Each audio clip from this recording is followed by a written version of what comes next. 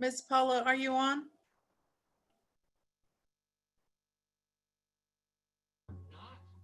I'm here. I think I'm just waiting for two more I'm board. here. Okay, so I'm just waiting for Present. Trustee Cajon. Give me a second. Okay.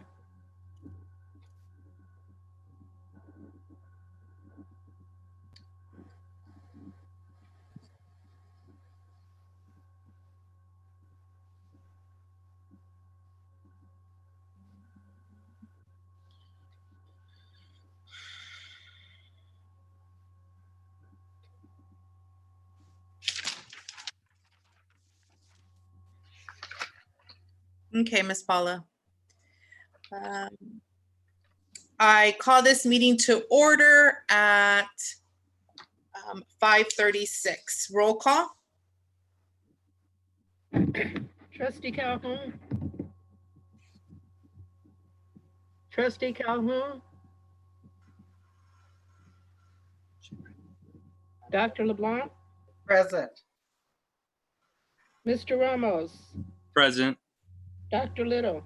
Present. Barbara Calhoun. She's connecting. Give her 10 seconds. It should come through.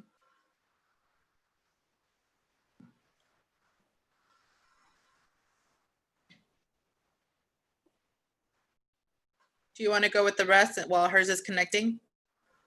Trustee Lopez. Present.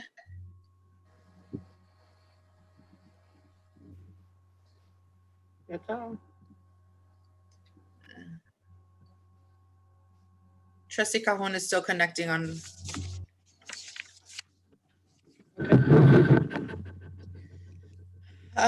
We'll acknowledge her.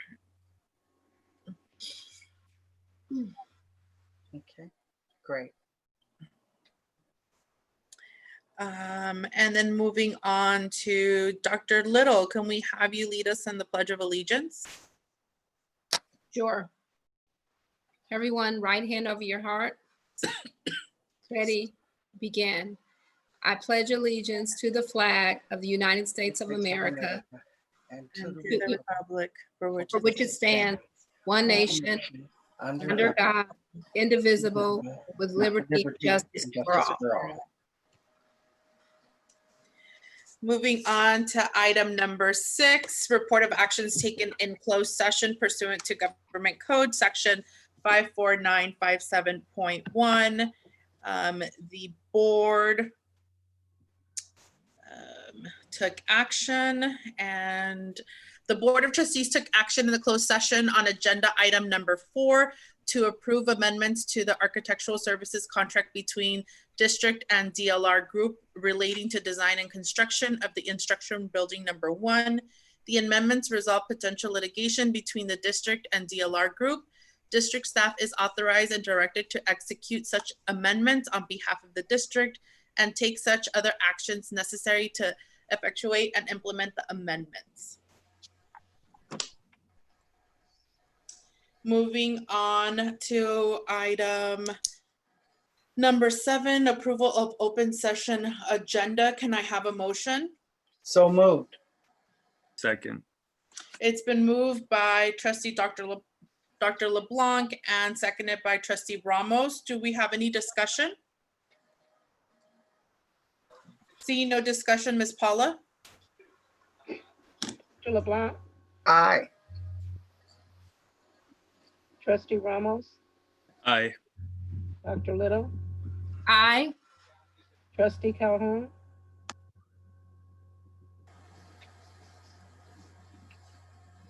Trustee Lopez. Aye. And I. Oh, there you are. Trustee Calhoun. Aye. Thank you.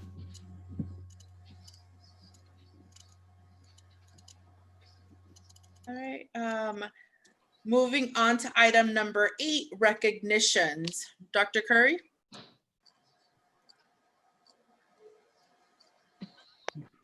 We have one recognition tonight for Rosa Maldonado, who is the Civic Sparks intern that was provided by the California Community College Chancellor's Office to work on housing.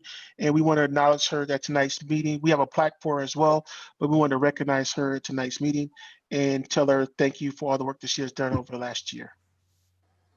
Ms. Maldonado, would you like to address the board? Yes, good evening.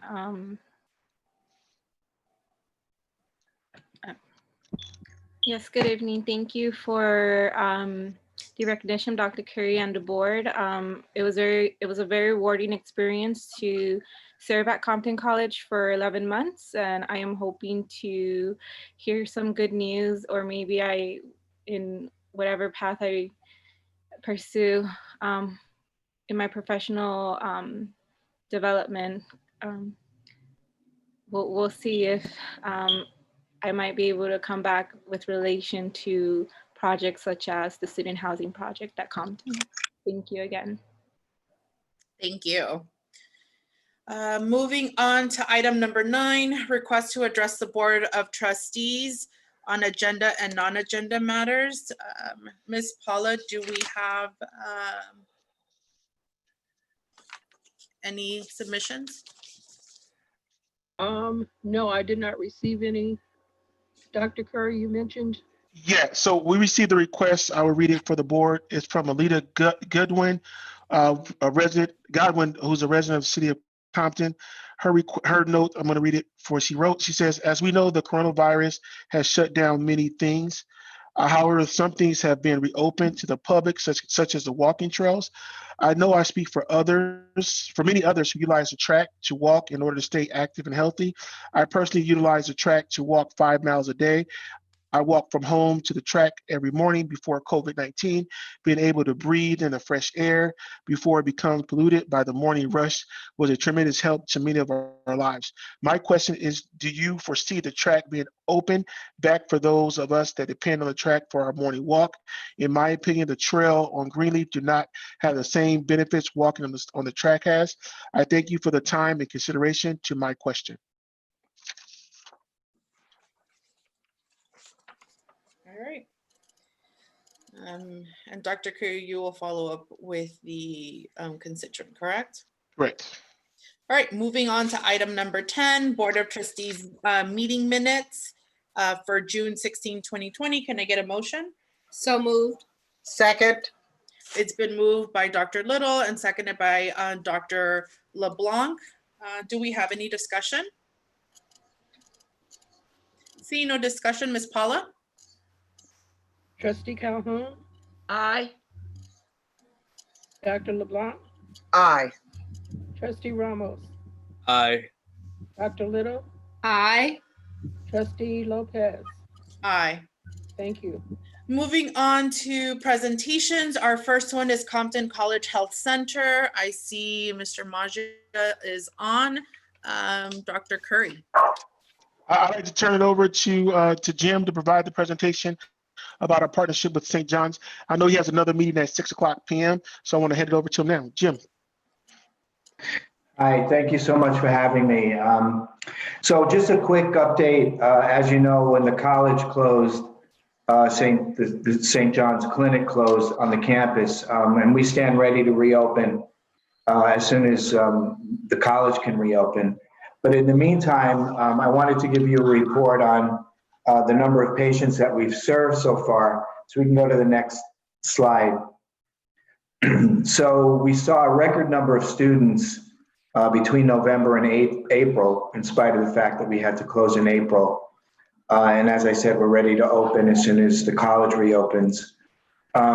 We did have a conversation with Dr. Curry and other members of administration about increasing our communication to support increased student testing. And we sent out a text blast today to the 2,478 students who've accessed services at the college. And we'll provide you with an update as to how many of those students actually come to our sites for COVID testing and what the results are. We can move to the next slide. So we provided services to 2,478 patients, students, just between November and March, the end of March. 59% of them had health insurance. Of those, 95% were Medi-Cal. 5% had private insurance, and 41% of the students that we provided care to were uninsured. Next slide, please.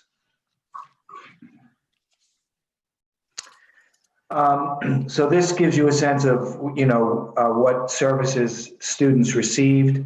1,722 students were treated for medical conditions, 1,156 received behavioral health condition services, and altogether of those 2,478 students who received care, they came in for a combined number of visits of 4,678. So that means that some students may have come in twice for medical and once for behavioral health, or twice for behavioral health, and so on. So we measure the unduplicated patients, which is 2,478, and then the visits, which is 4,678. And these are the diagnoses and treatment that we saw. As you remember, last year, we had a much higher number and percentage of students who had sexually transmitted diseases. We did engage in a significant health education and community outreach campaign around STIs, and you can see this year that we saw a very, very significant drop in students who are presenting with sexually transmitted diseases. So we're very happy with that change. 62 students were treated for depression, 18 had hypertension, 60 were treated for anxiety, 232 students received immunizations that were overdue, 17 students were treated for asthma, 52 had colds or flu, 16 were treated for sexual health issues, 9 were treated for throat infections, and 4 were treated for diabetes. So these are the major, so most of the students are relatively healthy. And I think the education that we did over the last year around sexually transmitted diseases really brought the STI rates substantially down. So that's really good news. And this is a flyer that we distribute about all of the services. And since COVID is now obviously the big issue, and we know that many young people are having significant health issues as a result of being infected with COVID. The first step in our campaign was to reach all of those 2,400 students with this text blast, and we'll be able to get back to you with how many of those actually called in and were tested. And for every patient that we test who tests positive, they are followed up with a contact tracer within 3 days of testing positive. And those contact tracers call the students, ask them for their 10 most recent contacts, and then we contact those and bring them in for testing and triage as well. And that's how we reduce the spread. So those services will be available to all of these students who we texted, and they will be receiving these. Every student that tests positive will be reached out to by a contact tracer, who will then bring all of their contacts in as a way of reducing the spread amongst the students and their families. So that's my report, and I'm open to taking any questions or comments. All right, from our board, we'll start off with Dr. LeBlanc. Do you have any questions? No, I do not. Thank you. Trustee Calhoun? Yes. Thank you for this fine report. I really do appreciate it. I know that St. John's does great work. So since we're closed, you've been unable to help any of our students, or are they going someplace else? We have a significant number of students that have been accessing services. We have 4 other clinics in Compton. So we have noticed that a significant number of students have been accessing services at those sites. But what we wanted to do with the text blast was really let them know that they could get COVID testing and services at those sites. And so that's why we did the text blast yesterday. Okay, so is it just for the students or on the community or just for the students? It's for the community at large, but the text, so we're testing throughout South LA and Compton. St. John's is testing 600 people a day. Wow. And we have one mobile that's testing people experiencing homelessness throughout Service Planning Area 6. And then we have another mobile that's targeting the African-American community throughout South LA and Compton, partnership with Compton Unified and other institutions in Compton and in South LA, because the African-American community has not had access to testing to the extent that other communities have had. So we have one mobile just dedicated to testing in African-American communities throughout South LA as well. So we're testing about 600 people a day, which is good. The bad news is about 30% are testing positive. So we're seeing a very, very high rate of positive COVID patients in South LA, and that's primarily because of either they're getting exposed at work, garment workers, truck drivers, frontline healthcare workers, and so on. Many of the employers are not providing masks and protective equipment. So we've been working with the Department of Public Health. We actually had a sweatshop closed down on 59th Street that had hundreds of people being infected because they refused to provide masks to the seamstresses. So it's, it's obviously we're in the midst of a pandemic.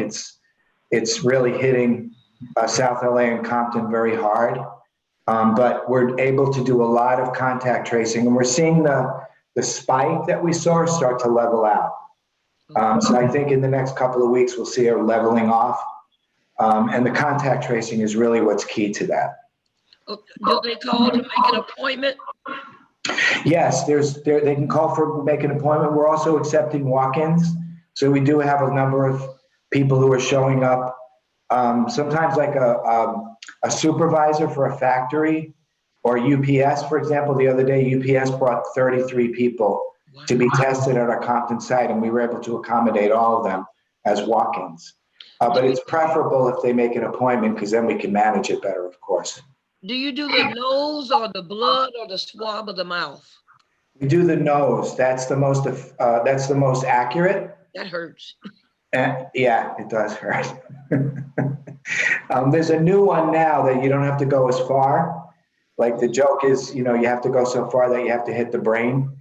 But now there's one that the ones that we're using now for the last 3 weeks they don't have to go in that far. They kind of tickles. They just go around the nose, but those are the most effective.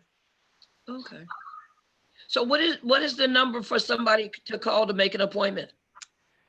It's 323-541-1411, but I'll send that and make sure that that's the correct number. All right. But yes, that's the number. Okay, thank you. And then Trustee Ramos, do you have any questions? No question. No. Dr. Little? Thank you so much. And thank you for those questions, Trustee Calhoun. I just had another question around the mental health. I noticed that you all saw 62 people for depression, and I'm just wondering if you guys are having any uptick because of people's response to being physically, distanced, socially isolated, and just wondering if there are mobile or virtual mental health services. Yes, so we are seeing a large increase in depression, anxiety as a result of the social distancing, and we're going to probably see another uptick if the state or the city closes down again. And we do have telehealth mental health services, so we are able to provide. In fact, about 50% of all our mental health visits now are through telehealth. And we can text you an app that you can download on your phone, and you can actually do kind of like we're doing right now, where you can see each other, which is very, very effective for behavioral health services. So yes, we're seeing a big uptick And we do have telehealth. And we have about 15 behavioral health therapists on staff, so that we're meeting the demand for behavioral health services. And thank you so much. I know you guys are keeping all of that data. It would be good in some capacity, Dr. Curry, if we could share to the public the services through our partnership and what St. John's is doing in terms of service to the community, whether we update it on our website or just in regular announcements that send some of these data points, I think would be very helpful. Thank you again. Thank you. And I just wanted to go off, just making sure that some of our students who had reached out for mental health are still able to get in touch with the services in case they want to continue. I know that our campus is closed, but if telehealth is being an option offered to our students, making sure that they know that they can access it. Yes, and what I can do is I can send Dr. Curry kind of a little sentence with the number and how you get access to it. And I'll do that first thing tomorrow. But yes, they can access telehealth services, both for medical and for behavioral health. Thank you so much for the presentation. Appreciate it. Thank you. All right, moving on to 11.02, we have Compton College Facilities Projects. Dr. Curry. Today, our presenter is Linda Owens. Linda.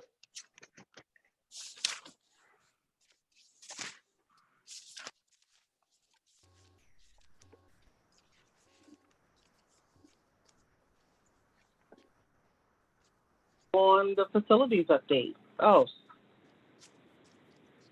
okay. Okay, I think I'm unmuted now. Good evening. I'm going to give you my update on facilities for July 21st, 2020. We'll go over our table of contents, which will include facilities accomplishments, our current facilities projects, our future facilities projects, Compton College's facilities priorities, and then take questions. So our accomplishments. In November of 2014, Compton residents authorized the issuance of $100 million in general obligation bonds. Several major facilities projects have been completed recently. They include the public safety building, which we just received DSA completion certification just this week or late last week. And we also completed the heating and ventilation, air conditioning, fire alarm upgrade for the cafeteria and Y area. And we are hopeful to get DSA sign off on those projects coming back to us pretty soon. So our current projects, Instructional Building 1, the architect of record, CLR Group. PCM3 is our project construction manager. The general contractor for this project is TeleQ PM. The project funding, $18.79 million, $15 million from the state, and almost $4 million in Measure CC bond funds. We have already demolished G row, half of F row, 2/3 of E row, and we demolished modular buildings M1 and M2, a total of 6 structures thus far. We're continuing to have project meetings. Construction is about 48% complete, and the estimated completion is February 2021. Our next project, Instructional Building 2, the architect of record is TBP Architects. The project manager is PCM3. The general contractor is also TeleQ CM. The project funding, almost $25 million with $16.2 from the state and $8.8 in Measure C bond funds. We continue to have project meetings. Construction is about 15% complete. This project will remove the portion of D row and the remainder of E and F rows, and we're estimated to complete this project in September of 21. The next project, Student Services Building Project. The architect, PVP Architect, project construction manager, CCM3. TeleQ is again the contractor for this project. This project used a community benefits agreement, project labor agreement, that made this makes this project a little unique. We just added one more consultant in, who's basically monitoring all the contractors to make sure they are following the community benefits agreement. This project's a $25 million Measure C bond project. We've already demolished the old library building. We continue to have ongoing project meetings. Construction is about 6% complete, with estimated completion in December 2021. The admissions building renovation is another project we're working on. The architect is TVP Architects. TCM3 is the construction manager. The project budget is $5 million in Measure C bond funds. This project will renovate the existing admissions building, and we're estimating completion July 22. The vocational technology building renovation. The architect of record is PPP Architects. PCM3 is our construction manager. The project budget is currently $10.8 million in Measure C bond funds. We will renovate the existing vocational technology building. We're going to reconfigure the space to include the technology program and also expand the HVAC program. We're estimating completion for June 22.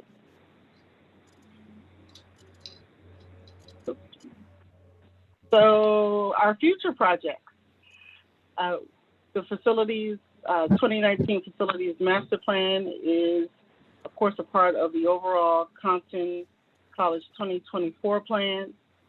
We've been submitting for projects that I'll talk about in the next slide.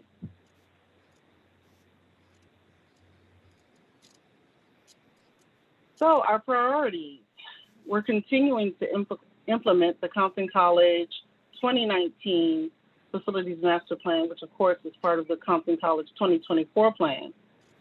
Number two, we're going to complete the current facilities projects, which include the ones I spoke about before, Instructional Building 1, Instructional Building 2, the Student Services Building, the Admissions Building renovation, the Vocational Technology Building renovation, and then priority number three, continue planning for the following facilities projects, which include the Management Information Systems Building renovation, the Math Science Building renovation, the Able B Site Child Development Center renovation, which we are also submitting an initial project proposal to attempt to get funding from the state for a portion of this project. The next project is the Physical Education Complex replacement. We're hopeful to hear some good news from the state about moving forward with this project. We haven't received our formal letter, which is the DF-14. Hopefully we'll get that sometime this week or next. The next project is the Visual and Performing Arts project. We submitted a final project proposal for this. These last three projects were all part of our 5-year construction program, and it's part of the submittal that we're submitting to the state for August 1st, 2020. The Campus Housing Project, also known as the Residential Student Housing Project, is ongoing. Of course, we hit a little bit of a glitch with COVID, so we're doing a workaround to see about continuing funding for this project. The last item is the solar array and electric charging stations in various parking lots. We've been working with the city of Compton to get charging stations. Unfortunately, we hit a little bit of a roadblock because the charging stations that they were offering for free have to be located inside a building, like inside a parking structure. So we were hoping that those charging stations could go outside like you see some of the other stations. So we're looking at other ways to get charging stations on campus along with the solar array. And then questions. That finishes my report. If you have any questions, you're welcome. Dr. LeBlanc, do you have anything? I know, but Ms. Owens, I would like to thank you for this robust report. And I am always delighted to see the developments that are going on with our facilities. You are doing a fantastic job. Thank you. Trustee Calhoun?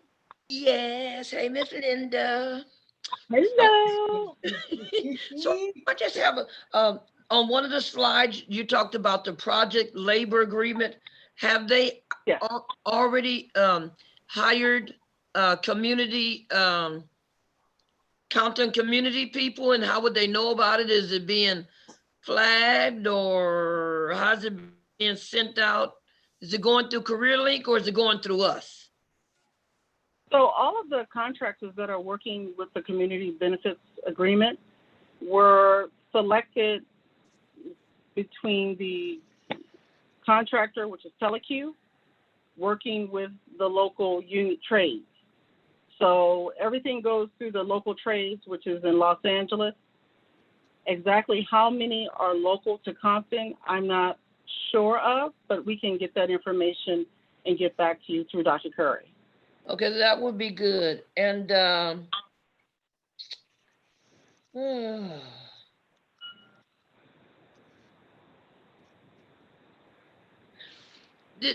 did we ever get the funding for a swimming pool?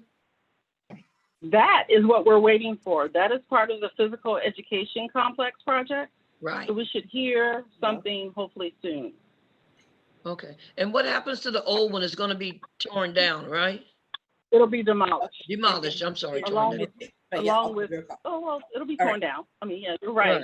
It'll be torn down along with the gym and several other buildings for the project. Okay. So our older restrooms and our older restrooms that are the older ones, will they ever get remodeled? So the majority of the restrooms will get remodeled through new buildings. Okay. So for instance, Zero has old restrooms and that'll get demolished, and in its place, it'll be Instructional Building Two, along with the Secret Services and Instructional Building One. I know Zero will probably be one of the older ones, along with Building R, and pretty much those row buildings that are left, we'll have to talk about renovating or demolishing them as part of a future project. Okay, thank you, and keep up the good work. Trustee Ramos? No, thank you for the report. Dr. Little? Yes, just a couple of quick questions. Thank you again, Linda, so much. When we get the data for the community agreement, can we get it please disaggregated also by gender and by ethnicity when we find out how many Compton residents? Because I know the union generally, they send us based upon, right, who's part of the union, who knows about the union, but it may be a way in which to identify how we can increase the number of local residents who have not only the preparation, but also that they are union members. So whenever we get that data, if we can have it disaggregated, that would be really, really great. And then the final question or just comment on to Trustee Calhoun's point about the bathrooms. I know that many of them will be updated over time, but in light of COVID, are we thinking about when we do have students full back about maybe the water fountains and the hand, the sinks and things like that that are hand-free, or just something in between that can enhance safety? Just something to think about. Yes, we have a COVID pandemic committee, or a pandemic committee who's dealing with COVID, and those are the types of items we're discussing currently. Okay, thank you so much. Sure. Thank you. Have a good evening. And I want to follow up on Dr. Little's comments. It's for the district, not just for the city of Compton for local hire being considered, correct? For those that reside For the within, district. for the It is for the district, right? district. So if we That is can just correct. segregate the data by districts so that we know the type of push and advertisement that's actually being received by those within our districts. Okay, can do. That makes sense. Thank you so much, Linda. Sure. All Have a good right. evening. You too. Moving on to item number 12. First up, we have Academic Senate report. Do we have someone from? Yes, we do. My name is Minadora Moldovanu, Dr. Moldovanu, and I started as the Academic Senate President on July 1st. So first of all, in order to prepare for this position, I attended a couple of trainings just recently. In June, I attended the Faculty Leadership Institute, a 3-day conference for faculty leaders on our community college campuses. Recently, I also attended the Achieving the Dream conference with Dr. Curry and a few of our other staff on campus. Many of you may know that we have just partnered up with Achieving the Dream, so we're getting ready for all of that to start. I would also like to bring up a couple of other issues that the Senate is dealing with right now. Right after the semester ended, our entire faculty body was able to vote on our rewritten constitution and bylaws for the Academic Senate. That was a nice transformation. In the past, only Senate members would vote on such a document, but when we rewrote it, we actually decided to let the entire faculty body vote on that. So the vote passed in June and we had an 85% approval. We needed a minimum of 70% in order for it to pass, but we had an 85% approval rating. I would now like to highlight 3 main goals that I have for our Academic Senate and for our campus as a whole. The 3 main goals are: 1, teaching and learning; a second one on making Compton College an even more equitable, just, and inclusive campus; and the third one is to make an even greater focus on our campus on being more data-driven and having evidence-based practices. So I'm going to go through a little bit more detail for each one of these goals. So the first goal was to have our campus focus even more on teaching and learning. There is a lot of research out there that shows that more than 50% of faculty at community colleges across the country have had no pedagogical training before they enter their classrooms, and that will impact student success. Knowing that, I think it is absolutely imperative that we spend more resources and we provide more training in order to increase these pedagogical skills of our faculty at Compton College. Conveniently enough, this is also one of the pillars of Achieving the Dream. So we are absolutely aligning interests with the main goals of the campus. In doing that, I would like for us to set up at Compton College an institute for teaching and learning where faculty will constantly have access to pedagogical training. I would like for us to provide, hopefully during the summer, an intensive skills training for faculty, kind of like a summer institute where we can have quality trainers to come improve our pedagogical skills. And I know Dr. Curry is also committed to this goal, and he is ready to spend the necessary financial resources in order to achieve this goal. Moving on to the second goal for our campus is to make Compton College an even more equitable, just, and inclusive campus. I have a few ideas of how that can be done. One of them is to provide more cultural education across the campus for all the constituents on our campus. That means pretty much increasing our cultural intelligence, or CQ. I would like for us to also develop an equity certificate program where both faculty and staff can participate in this equity-minded workshop and achieve this equity certificate, which means that they'll be that much more ready to attend to our diverse students. at every level. Some other things that we could do would be things like having some town hall meetings where we get to learn from our campus what it is that we know about equity and justice, what is it that we don't know, so we can close some of those gaps.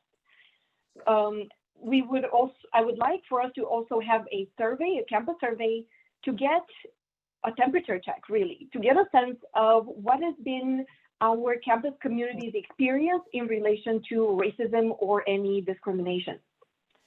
And the last goal for the campus that I would like us to have is to all be more data-driven and to engage in evidence-based practices. I would like for faculty members, for example, to engage in community of practices where they look at the statistics of student success at their different courses, and then get together with other faculty who teach the same subject to analyze the data, figure out what it means, why it's happening, and what are some things that they can do in order to improve those success rates. And with that, we would also need to, I believe, increase awareness on campus as to where we have access to that data and how to use it wisely so we make the best of it. And lastly, I would like for the Academic Senate to just continue to collaborate with the different constituent groups on our campus. I just recently got in touch with Chris Perez, and we started talking about some of the things that we can work on together in order to achieve some of these goals. Thank you, everyone, for your time. Thank you so much. Moving on to Cccfe, Certified Employees Report. Do we have someone at today's meeting to report on behalf of the organization?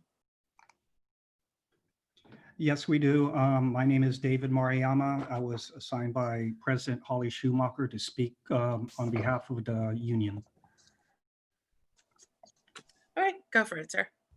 Okay, greetings to the Compton College Board of Trustees, Dr. Keith Curry, and other administrators, faculty, staff, and students, and the general Compton College community. I hope you find yourself safe and healthy this evening. Today, I've been asked to represent the positions of the faculty union by our president since I have been on the union negotiating team, so I want to open with two stories. First, in Israel, they opened up the schools recently. The teacher, Shalva Zalfran, a 64-year-old teacher, died. This teacher sent a message to the parents that if there was a positive case in the household, to keep their kids home. Someone didn't listen. She said right before she died, for me, it no longer matters who I contracted it from and who violated isolation. I just beg and plead for the grandparents, neighbors, and older relatives who surround us and do not deserve to die, even if they have underlying illnesses. Many believe that people violated the isolation order. Contact tracing didn't work in this case. Second, in Compton, a faculty member came back to campus to conduct labs for his class. He set everything up. He thought everything was getting handled. He thought everything was fine. Unfortunately, within the week, it was discovered that he had a positive test student in his class. Mind you, not everyone who needed to know were informed in a timely fashion. Some people walked into that same classroom but were never told about the positive case. Testing, it can take almost a week to get a result sometimes. When do we know? What do we do? These two stories are very scary. This is why faculty are working hard over this summer in order to adapt our courses for distance learning. We have deep apprehensions about returning to campus. We now have a trust gap due to story 2. The pandemic has also revealed inequity issues beyond the perils of student insecurity. I will further elaborate later. So what's been going on so far? Firstly, as of July 17, Governor Newsom updated the parameters in terms of reopening of campuses for in-class instruction, specifically for K through 12, but these parameters should also be applied to our campus. For now, it appears LAUSD and San Diego are going online. The governor especially emphasized the issue of contact tracing. The film industry now certifies individuals in regards to contact tracing, which is crucial for any possibility of a restart for filming.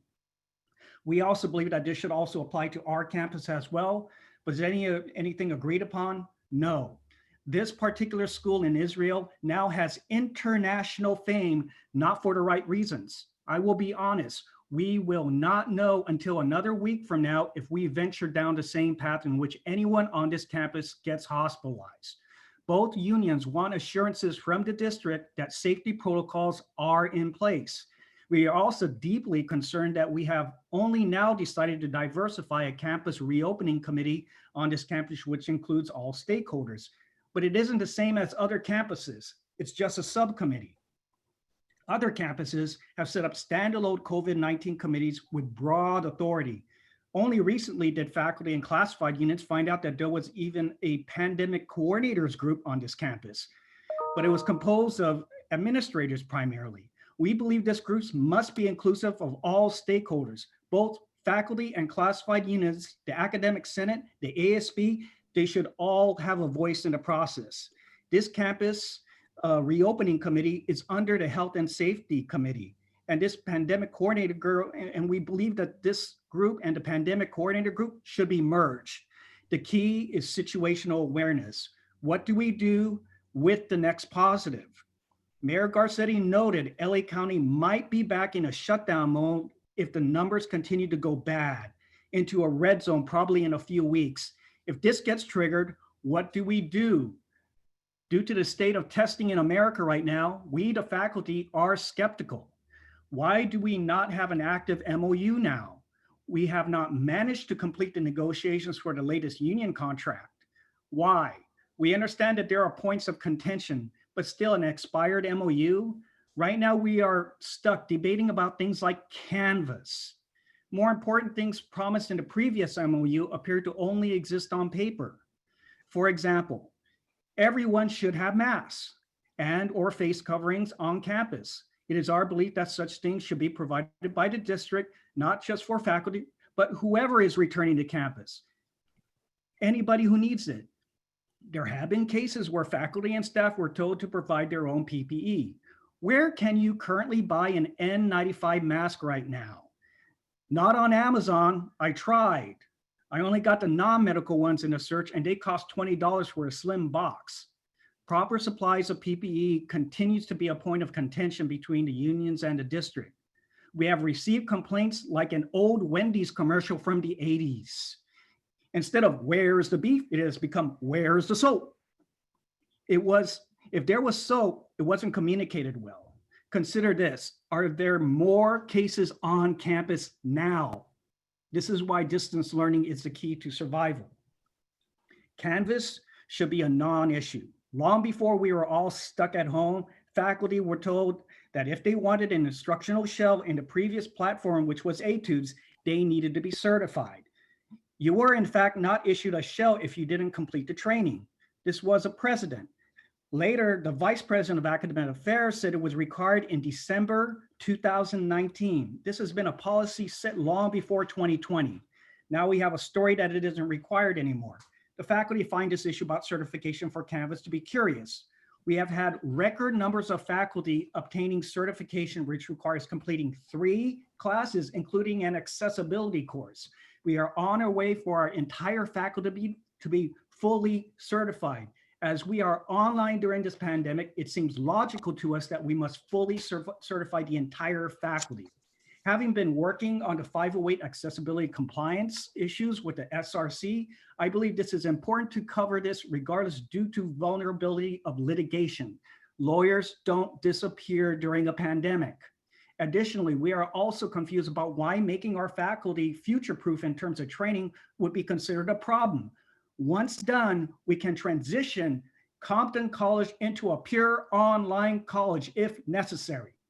What other campus in California can confidently declare this to be completed in a timely manner, possibly by the end of December. We can be #1 in the state. Perhaps it comes down to one thing, money. Perhaps the district doesn't want to pay for the training, which was promised in the now expired MOU. Additionally, the district has not clarified if they will only pay for 2 weeks of coursework currently underway. Should those faculty members simply stop their training classes after they started them? This is now a morale issue. This brings up the CARES Act. Other districts seem to understand what is the purpose of the CARES Act. It is to address this crisis. Additionally, we have seen other campuses help faculty to go online using these funds. For example, El Camino College has paid their full-time instructors as much as $1,400 each to transition their classes to online. Another $1,000 for all faculty members for supplies and technology. Several Compton College faculty have only recently shifted from dial-up or just installed broadband into their homes now. During the partnership, Compton faculty taught the El Camino curriculum, but we are paid substantially less. El Camino got a bargain. So is the district saying we are still second-class citizens? The partnership ended already. Where's the beef? Where's the soap? Things were not great before the pandemic. We always had inequities. The pandemic magnifies them. We saw how George Floyd's murder and Black Lives Matter revealed systemic inequalities in criminal justice. It revealed inequities in healthcare. The pandemic uncovers what we don't want to see, what we want to ignore. It has uncovered something else on our campus. We have a large number of part-time instructors who teach on campus and in early college. Our pay scale for them is at the bottom, and apparently the district wants to keep it there. Maybe there might be a few schools that pay less. Well, actually, no. Out of 72 districts, we are 72 in terms of a poverty pay rate. Congratulations, Compton, for being the best at being at the bottom. Unfortunately, I must inform you that our pay is so bad. We have a case of a part-time instructor living in a car. I repeat, a car. Yes, we have a homeless professor in our midst. Your students might be getting their class taught by a homeless person. Is this what Compton is about? Who knows how many more are out there, but afraid to tell us due to shame. Remember, the moratorium on evictions will expire soon. How many part-time instructors had their classes canceled on other campuses? And yet management has deemed their work so great that they have seen over 30% in raises for themselves in the past years. They are now the 1% of the campus of our campus world. We have a penthouse pavement world here. So where's the beef and where's the soap? We are not comfortable to go back into classrooms. Just as we are meeting on Zoom at this moment, are any of you board members comfortable with meeting a large group of people in an enclosed space right now, like that professor? I would think no. Does a CEO feel comfortable with meeting his staff in an enclosed space like a little theater, even though he has a pre-existing condition? I think no. We are deeply worried about our brothers and sisters who must deal with lab hours due to this incident. We must do better. We are for the merger of the pandemic coordinators group with the reopening committee into a temporary institutional committee. Give it some beef. We need to get our soap. We urge that an MOU that addresses our concerns be ratified in a timely manner. We urge the district to address finally the income inequality of our part-time instructors that the pandemic uncovered. Do we as a campus community make Compton College a safer, equitable solution for those suffering in this pandemic? A campus that could legitimately convert into a full, I repeat, full online school. Make this campus a leader in dealing with extraordinary circumstances. Or will we become like that school in Israel that earned international notoriety as a campus that got an instructor or a staff member or student killed? This is a disease that doesn't allow your family or friends to be in the room. You only die alone. And if you were Catholic, no chance for last rites before you pass. And people who have survived often need double lung transplants. We are concerned about any reopening. We don't want to be known as a college that killed a professor due to COVID-19 and that college professor happened to also be homeless, or to how that will play on Spectrum News, KTLA, or CNN. This is an actual possible scenario. As noted, the pandemic reveals all. Where's the beef? Where's the soap? As James Baldwin says, not everything that is faced can be changed, but nothing can be changed until it is faced. As Spike Lee says, do the right thing. Thank you. Stay safe, and may you have a blessed day. Thank you. Moving on to 12.03 Cccfe Classified Employees Report. Do we have someone present to report? Yes. My name is Emmanuel McKenzie, President of Classified Local 3486A, Compton College Federation of Employees, Classified. I'm also one of the vice presidents for the California Federation of Teachers. So I'll be updating you on a couple of things right now from our report. The first thing is we did submit our sunshine proposal to the district. We do see it on the board agenda and local members are aware. Secondly, please excuse me, my sound keeps chopping in and out and I've got booted off the meeting a few times, so I'm going to shorten it. But I want to share something with you. It's a letter that I'm not going to read the entire letter. I'm going to read some of the top 5 points that we're pursuing at the federal, state, and local level. We're working with locals across the state and across the country and locally. So I'm going to read you. Look for it. I'm going to read you the top 5 things that we're working on, and they also relate to what my union brother just spoke of right there in his report. So this is directly from a letter to Gavin Newsom, the Honorable Gavin Newsom, the Honorable Tony Atkins, and the Honorable Anthony Rendon. So I'm not going to read the entire thing, but I'm going to go down directly to the portions that matter. As some of you may know, I'm a veteran. I'm a protected veteran. So I need to read this to you so you can understand the importance of what's going on right now, which I know everyone does. So here we go. Local education agencies are alone unable to ensure necessary precautions and preparations to keep our students, our staff, and our families safe. Therefore, we call on state leaders to take the following 5 steps to ensure that our students, our staff, and communities are safe. 1, in-person instruction at schools must be prohibited until the number of new cases declines for at least 14 consecutive days. 2, the infrastructure and resources to test, trace, and isolate new cases in our schools must be readily and immediately available. 3, the state must deploy the public health tools that prevent the virus spread and align them with education strategies that meet the needs of students. 4, the involvement of parents, workers, unions, and community stakeholders in all planning is essential. 5, finally, the state must increase education funding in order for schools to reopen. So that this document has been put out publicly. It is on our website at cft.org.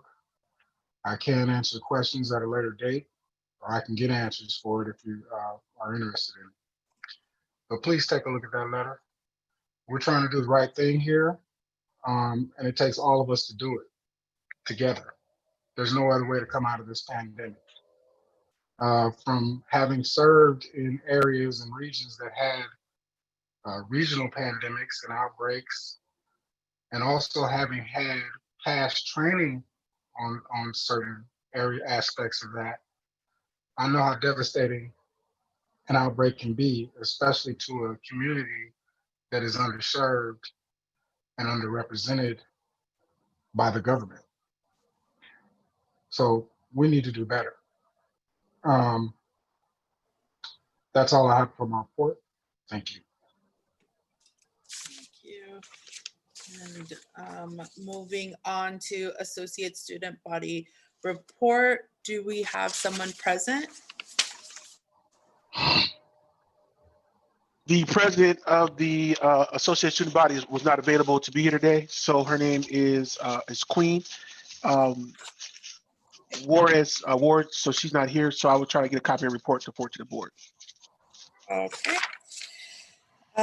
Moving on to item number 13, do I have a motion to approve consent agenda? The consent agenda. So moved. It's been moved. Second. It's been moved by Dr. Little and seconded by Trustee Ramos. Do we have any discussion? Yes. I'm going to start off with Dr. LeBlanc. Yes, I'd like for us to pull items 13.10, 13.13, and 13.14. All right, and then Trustee Calhoun, do you have any? 1301, 1303, 1304, 1307.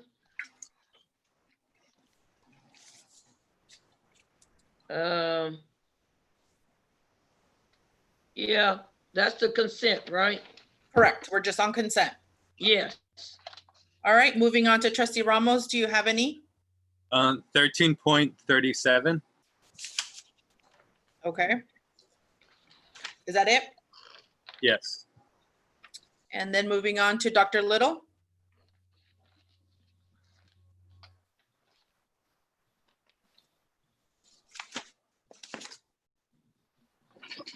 My screen is not working, so just 1 second. You can go ahead, and if it's one that I did have some, but I'll wait. All right, so we're gonna start off with 13.01, Trustee Cajon.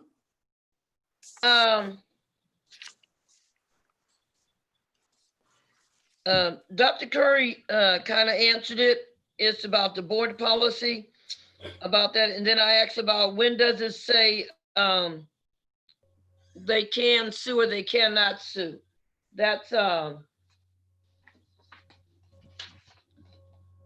was one of the board policies, if you ladies and gentlemen read it. I don't know. So I'm sorry, is there a question that you ended up asking that you want the public to know you got answers to? Yeah, Dr. Curry answered it because in that board policy 3226, after I read it all, there's nothing in here that talks about if somebody sues or how we are protected. Got it.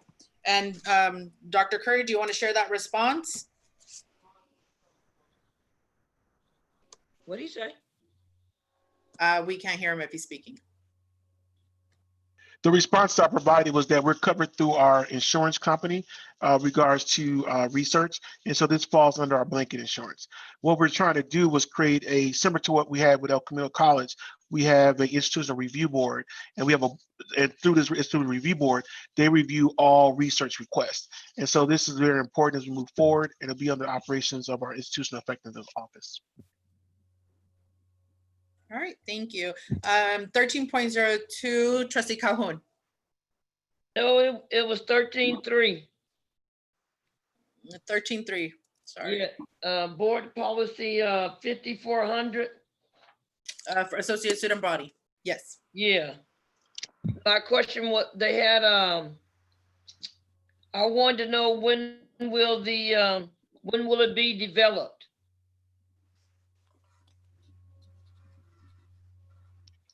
Be more specific when.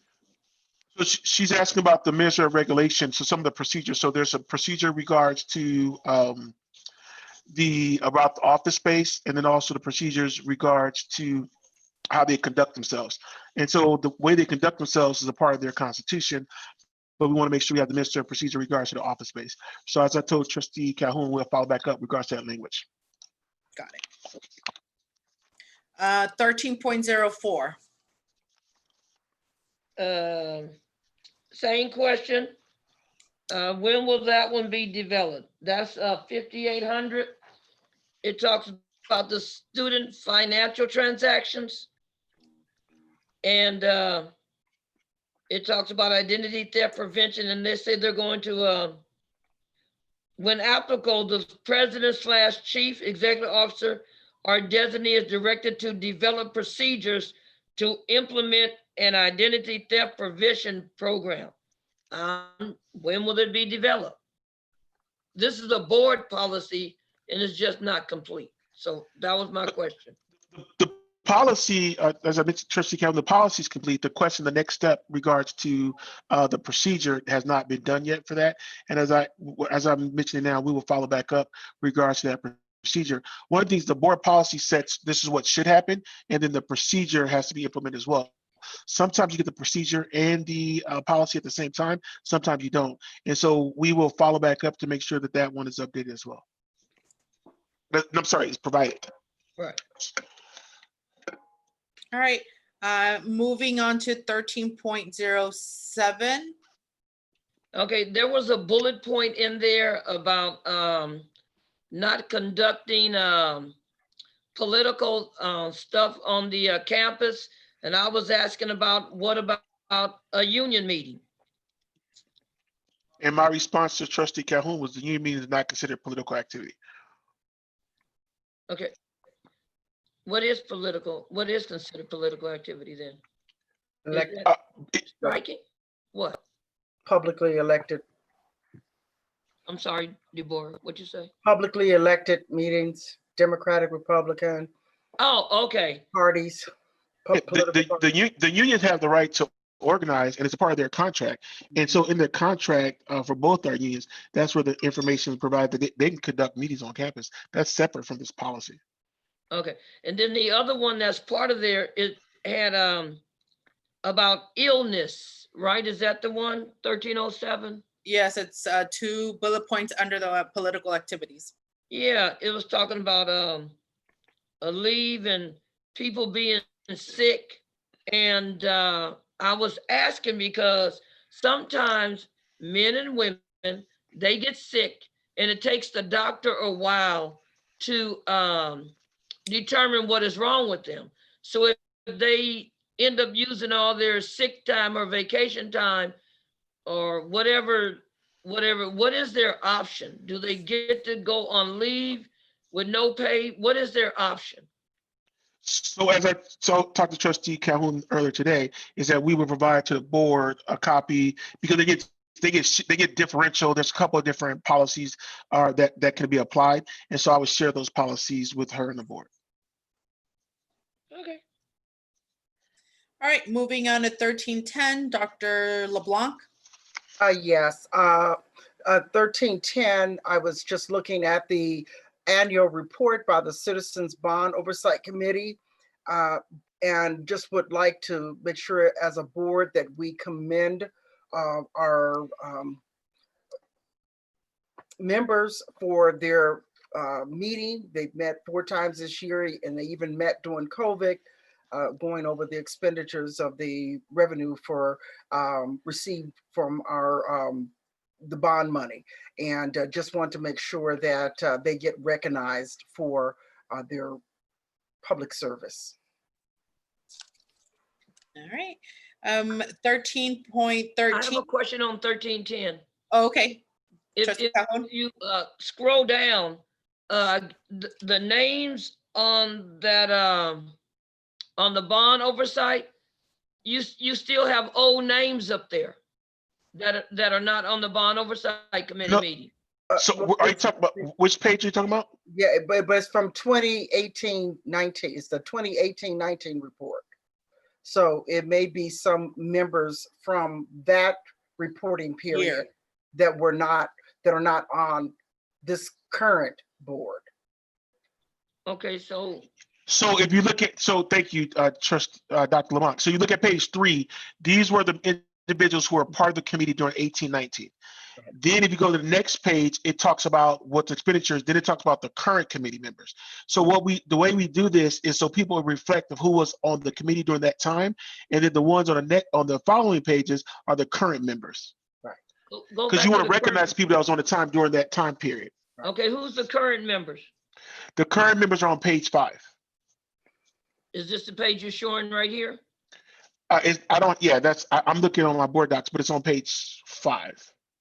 Yes. Yes. Right. If you look at the previous page, it shows their terms of office as well. Okay. Okay. I didn't look, I looked wrong. I'm sorry. Thank you. You look wrong. All right, No. moving on to 13.13. Dr. LeBlanc, you pulled this, you wanted to discuss this item? Yes, 1313.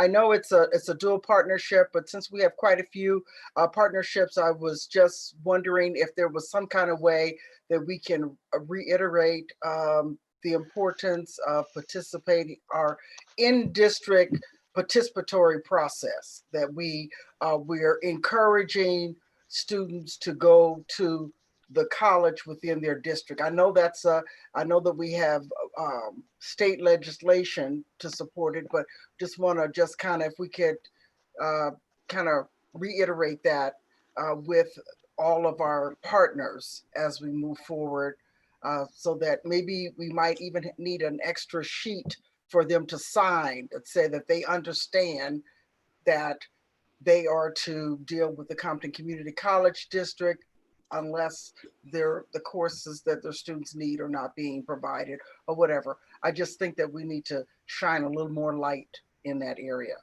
And every time we deal with a partnership agreement, that's a greater opportunity for us to focus in on that particular area. So I'm not sure how we do that, but I would like to see if we could look at that.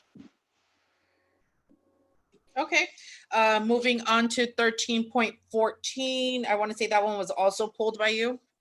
Yes, it was. I know that the Culinary Arts Program is one that we are going to be in partnership with Long Beach Community College. But I just would like to ask if whenever they do activities in the community, the Compton Community College District gets acknowledged along with Long Beach Community College. I know that they are spearheading, the courses, but we want to make sure that we get the partnership credit for participating in this effort. All right, moving on to 13.37, Trustee Ramos.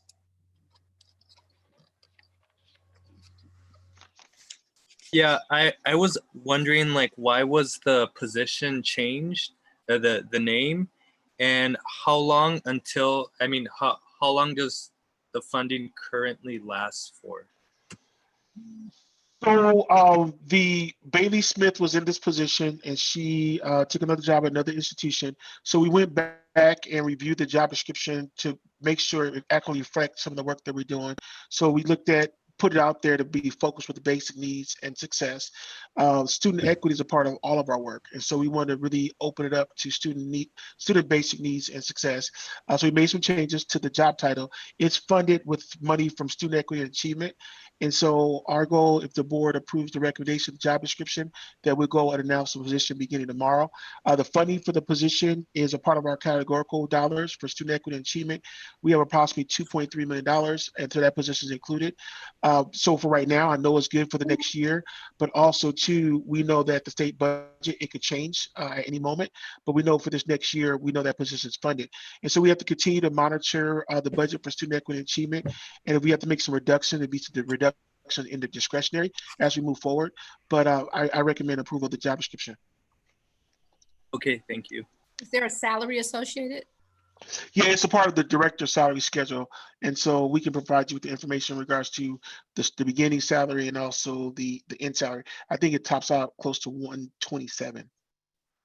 Okay, and Trustee Lopez, I did find the numbers if we still have time. All right, which ones? It was 13, 16, 17, 18, 19, 20, 21, 23, 24, 27, and 31. But 16 through 24 are the same question, pretty much. Okay, so you want to ask your question? Yeah, I just wanted to know why we have so many different people around the band, or if maybe just an explanation as to all of these different positions. I think he talked about it in the last board meeting month, but yeah, if you can elaborate. Yeah, so last month we had an update. I think it was in a board letter. We provided an update. So Dr. Rebecca Blonside, our Dean of Student Success, and Mr. Harvey Estrada, we're doing a band camp with our local K-12 districts. It's a virtual band camp. And these are high school instructors who are working with the students at the high school as a part of the band camp. So and we've been able to get all the schools within our district are participating in the band camp this year, and it's going to be done virtually. Okay, so I thought that was, are we writing this up as like an apprenticeship?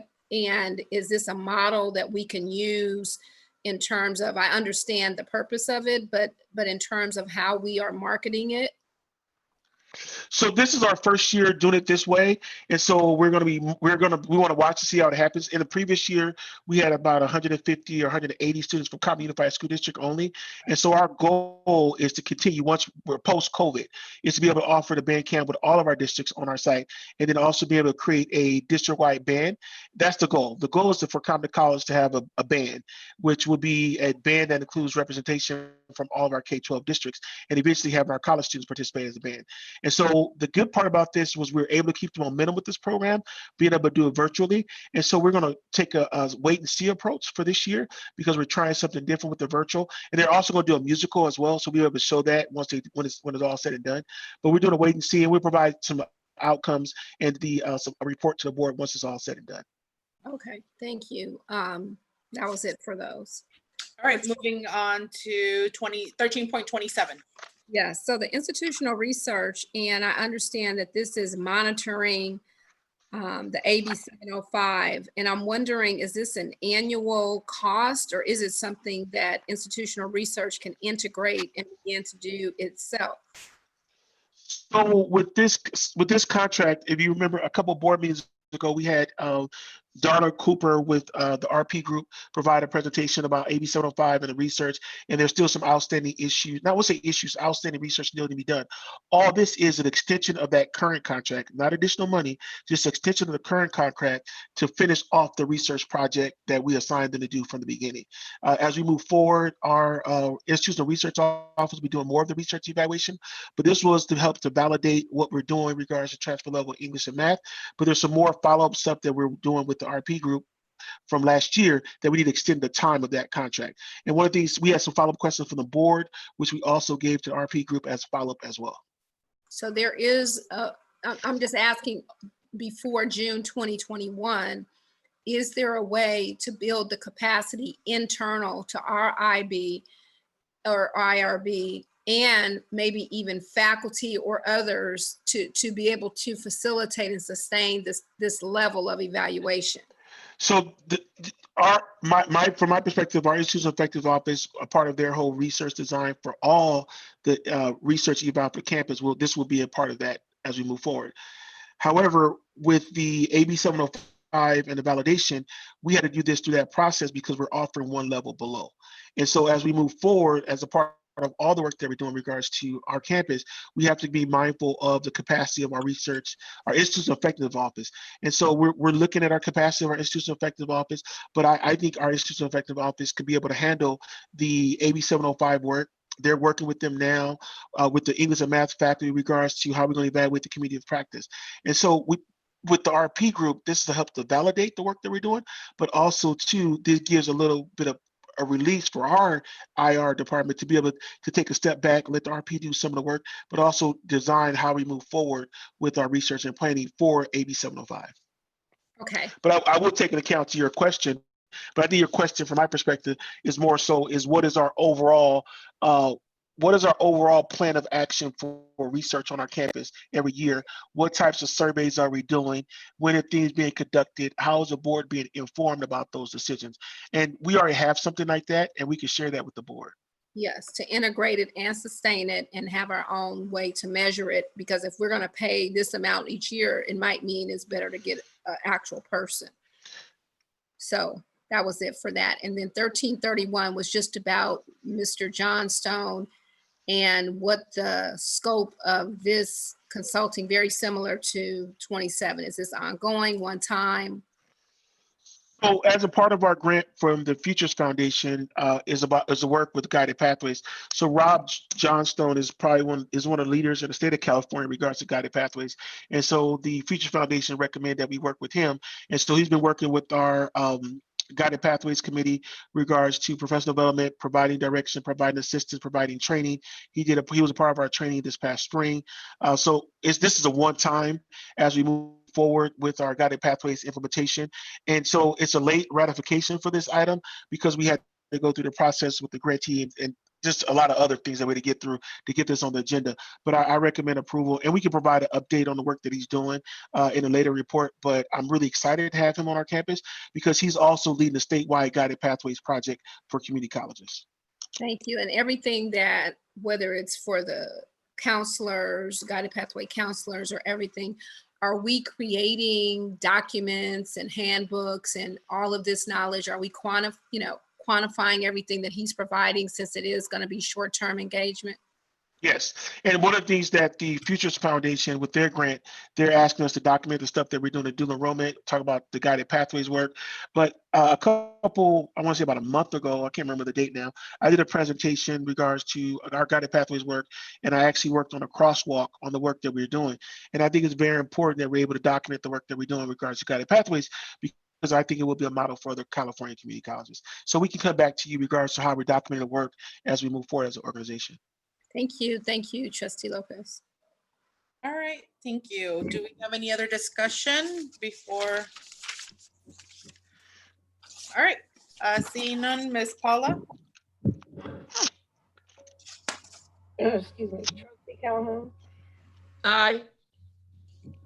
Dr. LeBlanc, Aye. Dr. Little, Aye.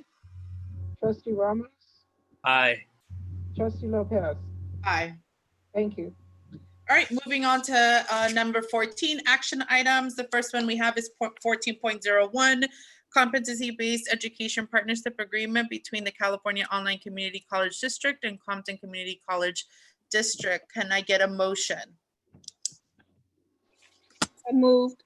It's been moved. Can I get? Wait, I'd like to have that item pulled. For discussion? You want to have, yeah, okay.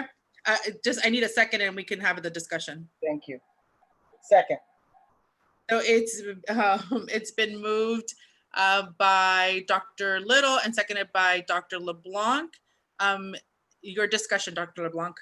Yes, I read through 14.01. I understand the what here in this agreement, but I'm not getting the how. Just who is going to benefit? Is this professional development for the faculty? I've gone through the language. I'm not exactly sure how it all comes together. So Dr.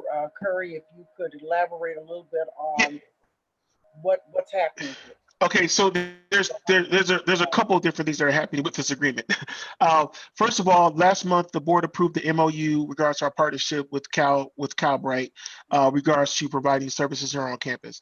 So a part of the agreement is they provide us $150,000 to help support having someone work in our distance education department, but also the renovation of our lab as well. So the whole goal is to be able to provide professional development for our faculty, regards to what they're doing, regards to competency-based education. Also, too, is to be able to have our we want to create some pathways for their students who are going through competency-based education into some of our programs on our campus. 3 is we have our facility available for students who are using online education through Calbright. They can come on our campus to be able to use our computer lab that they're helping us to renovate. And so it's a unique partnership that we're creating with Calbright, and we're the first community college to do this with this agreement. And so they also have other partners that they have that they want to be able to link us with, who are offering competency-based education as well. And so it's a new agreement. No other community college this has never been done before, but it gives us the opportunity to get into the competency-based education area and to see some other opportunities for our faculty and also for students within our community. Okay, so they will provide you with a lineup of the training, or what's So the next piece of this, as we work through the implementation plan, is looking at what training to be offered for competency-based for our faculty and scheduling a training schedule, looking at what courses they're offering and programs and creating program maps. So like on Agenda Day, we got a partnership with Cal State Denise Hills for program maps. So now with Calbright, we can create program maps for their students who are enrolled in competency-based. How can they enroll in programs on our campuses that leads to a degree or certificate? And so we're basically going to get access to their student population within our area to be able to come to our campus to finish off an AA degree or AS or a certificate. Okay, great. Now, so when they provide the training, is that another contract to us, or is No, that? this is everything. Everything is here. Okay. So the next steps to this is that I will continue to keep the board updated as we move forward. But the next step is the approval of this contract, and then I can be able to provide the board with quarterly updates of this partnership as we move forward. And I'm glad you brought the questions. So this is the first that has been done before, but I think this is critical because all community colleges can't provide all types of services. And we start talking about competency-based education, and that's one of the focus of Calbright. It's a perfect feed-in to our campus regards to transitioning those students from competency-based into our degree and certificate programs. Right. Thank you. May I ask a question? Yeah, I was gonna go with Trustee Calhoun. I was gonna go in order that I normally go. Trustee Calhoun, do you have anything? No, I'll leave my point alone. Dr. Curry already knows my point about that college. Trustee Ramos. He's not on, is That he? would be a no.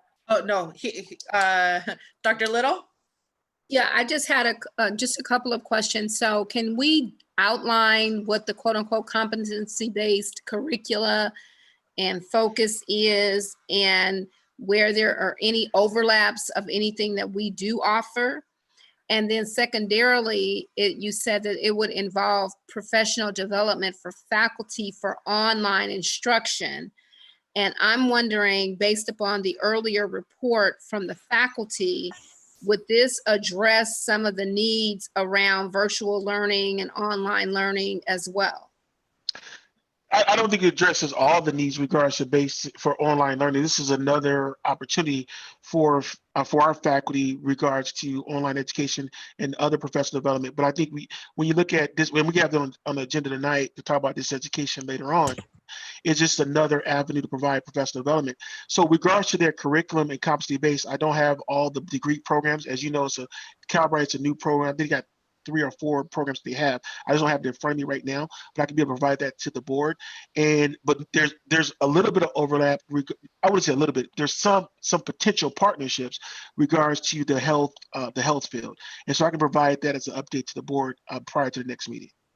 And we don't feel that it in any way competes with or undermines not only what we do, but our brand.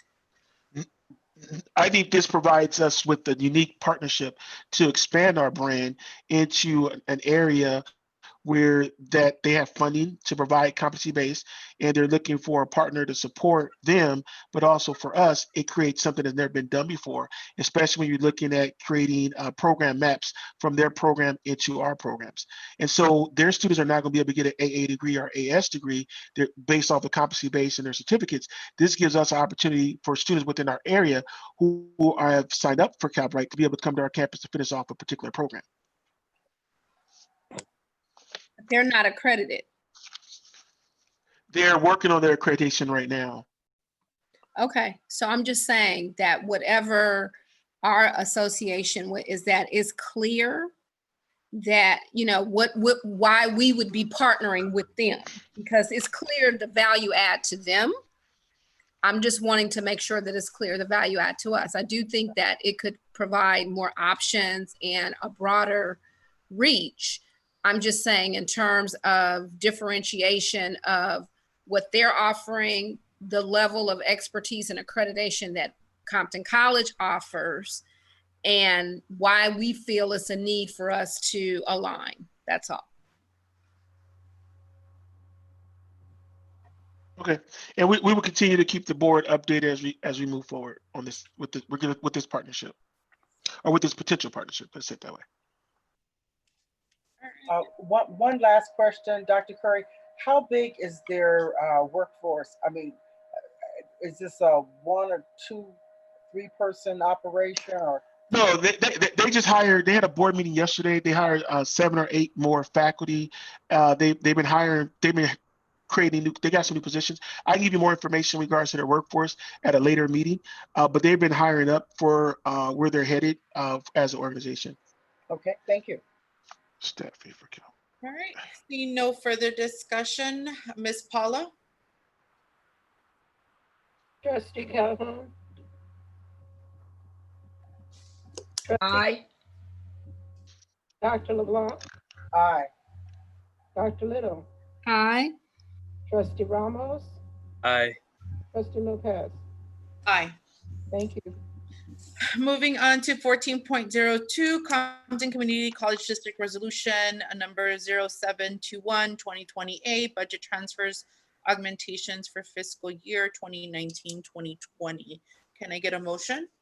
So moved. Second. It's been moved by Dr. LeBlanc and seconded by Dr. Little. Do we have any discussion? I'm going to start with Dr. LeBlanc. No. Trustee Calhoun, No. Trustee Ramos, No. Dr. Little, No. Ms. Paula, can you call the question? Trustee Calhoun, Aye. Dr. LeBlanc, Aye. Dr. Little, Aye. Trustee Ramos, Aye. Trustee Lopez. Aye. Thank you. Moving on to 14.03, Administrative Services, contracts over 95,200, Coalition for Responsible Community Development. Can I get a motion? So moved. Second.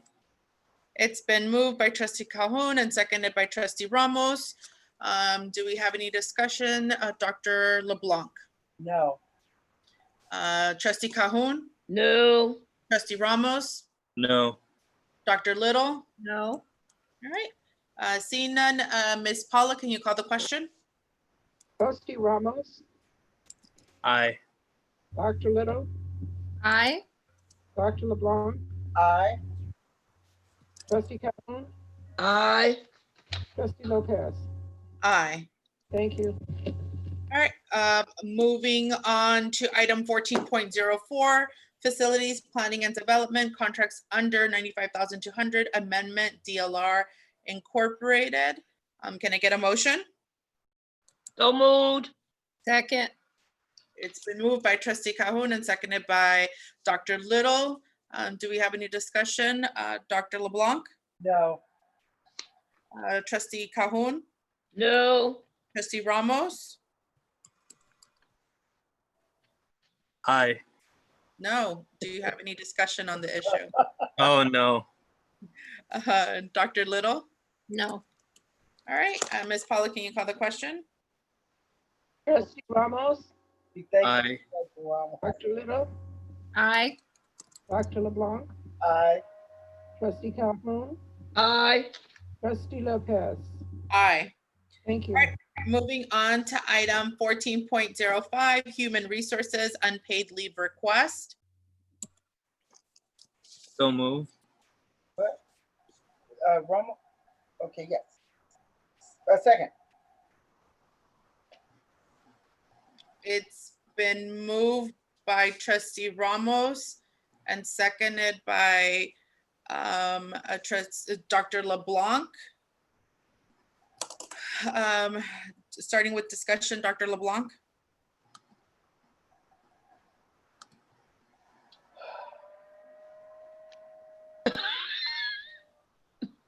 I recommend a no vote.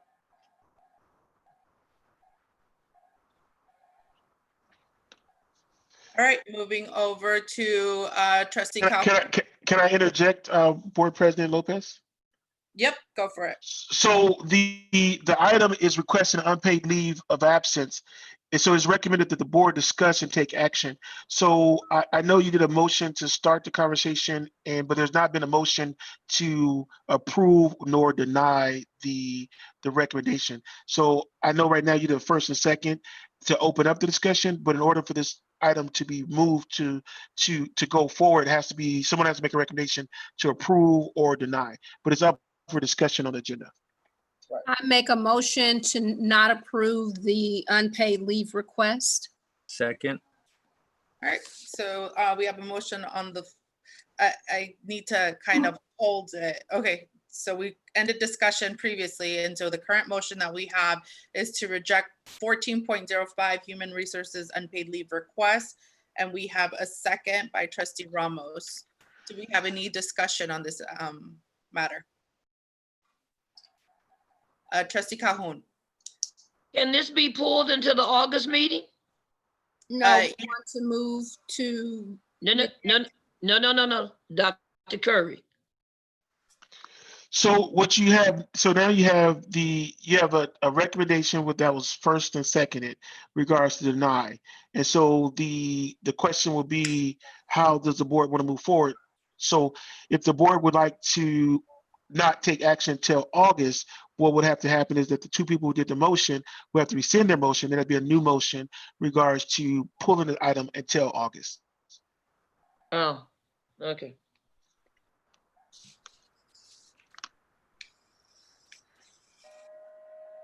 So is there any discussion? So the current discussion that Trustee Calhoun brought up is to bring it back in August. So the discussion is if I do not want to rescind my motion. okay. So we are moving forward. If no further discussion. Ms. Paula? Clarification, is this on the motion to reject? Correct. Okay.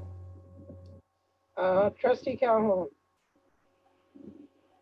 Aye. What was that? Dr. LeBlanc. Oh, it was I. Dr. Little. Aye. Trustee Ramos. Aye. Trustee Lopez. Aye. Thank you. All right, moving on to discussion and action items, number 15. The first item is California Community College Trustee Fellowship.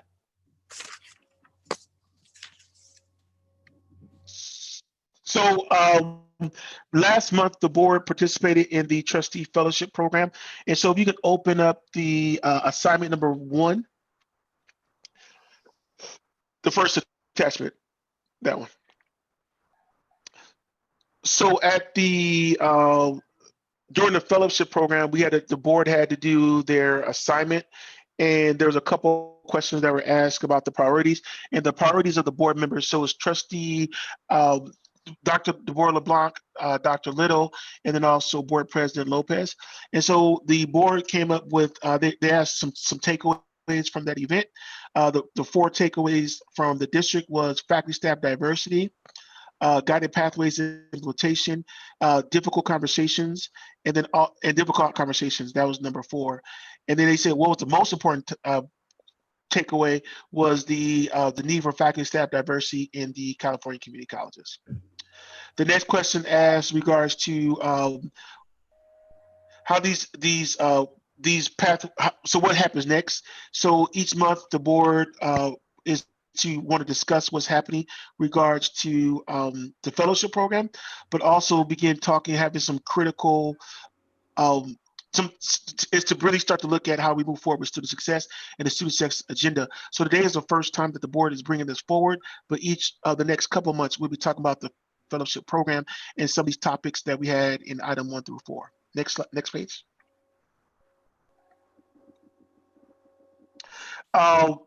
They asked about how we're going to take it back to the board. We also mentioned that the board will talk about it today on the 21st. And then they talked about what are some of the 3 things that we'll talk with the board is about the trustee fellowship program, which is a year-long program. And the board, we were asked to 2 people to participate. And then the Foundation for California Community Colleges allowed us to have an additional member. They also share some really good data, which I include in your packet, regional data regards to jobs within our community. And that's in your packet as one of the takeaways. Keep scrolling down. And our goal is to attend, and we also shared a copy of the PowerPoint. So I just want to open up to the board members who participate. They can reflect on their participation, but this gives you a copy of the assignment that was submitted on behalf of the 3 board members who participated. And then also I included all copies of all the presentations from the first workshop. And our next workshop is next Friday, and we'll provide the information in our August board meeting from that workshop as well.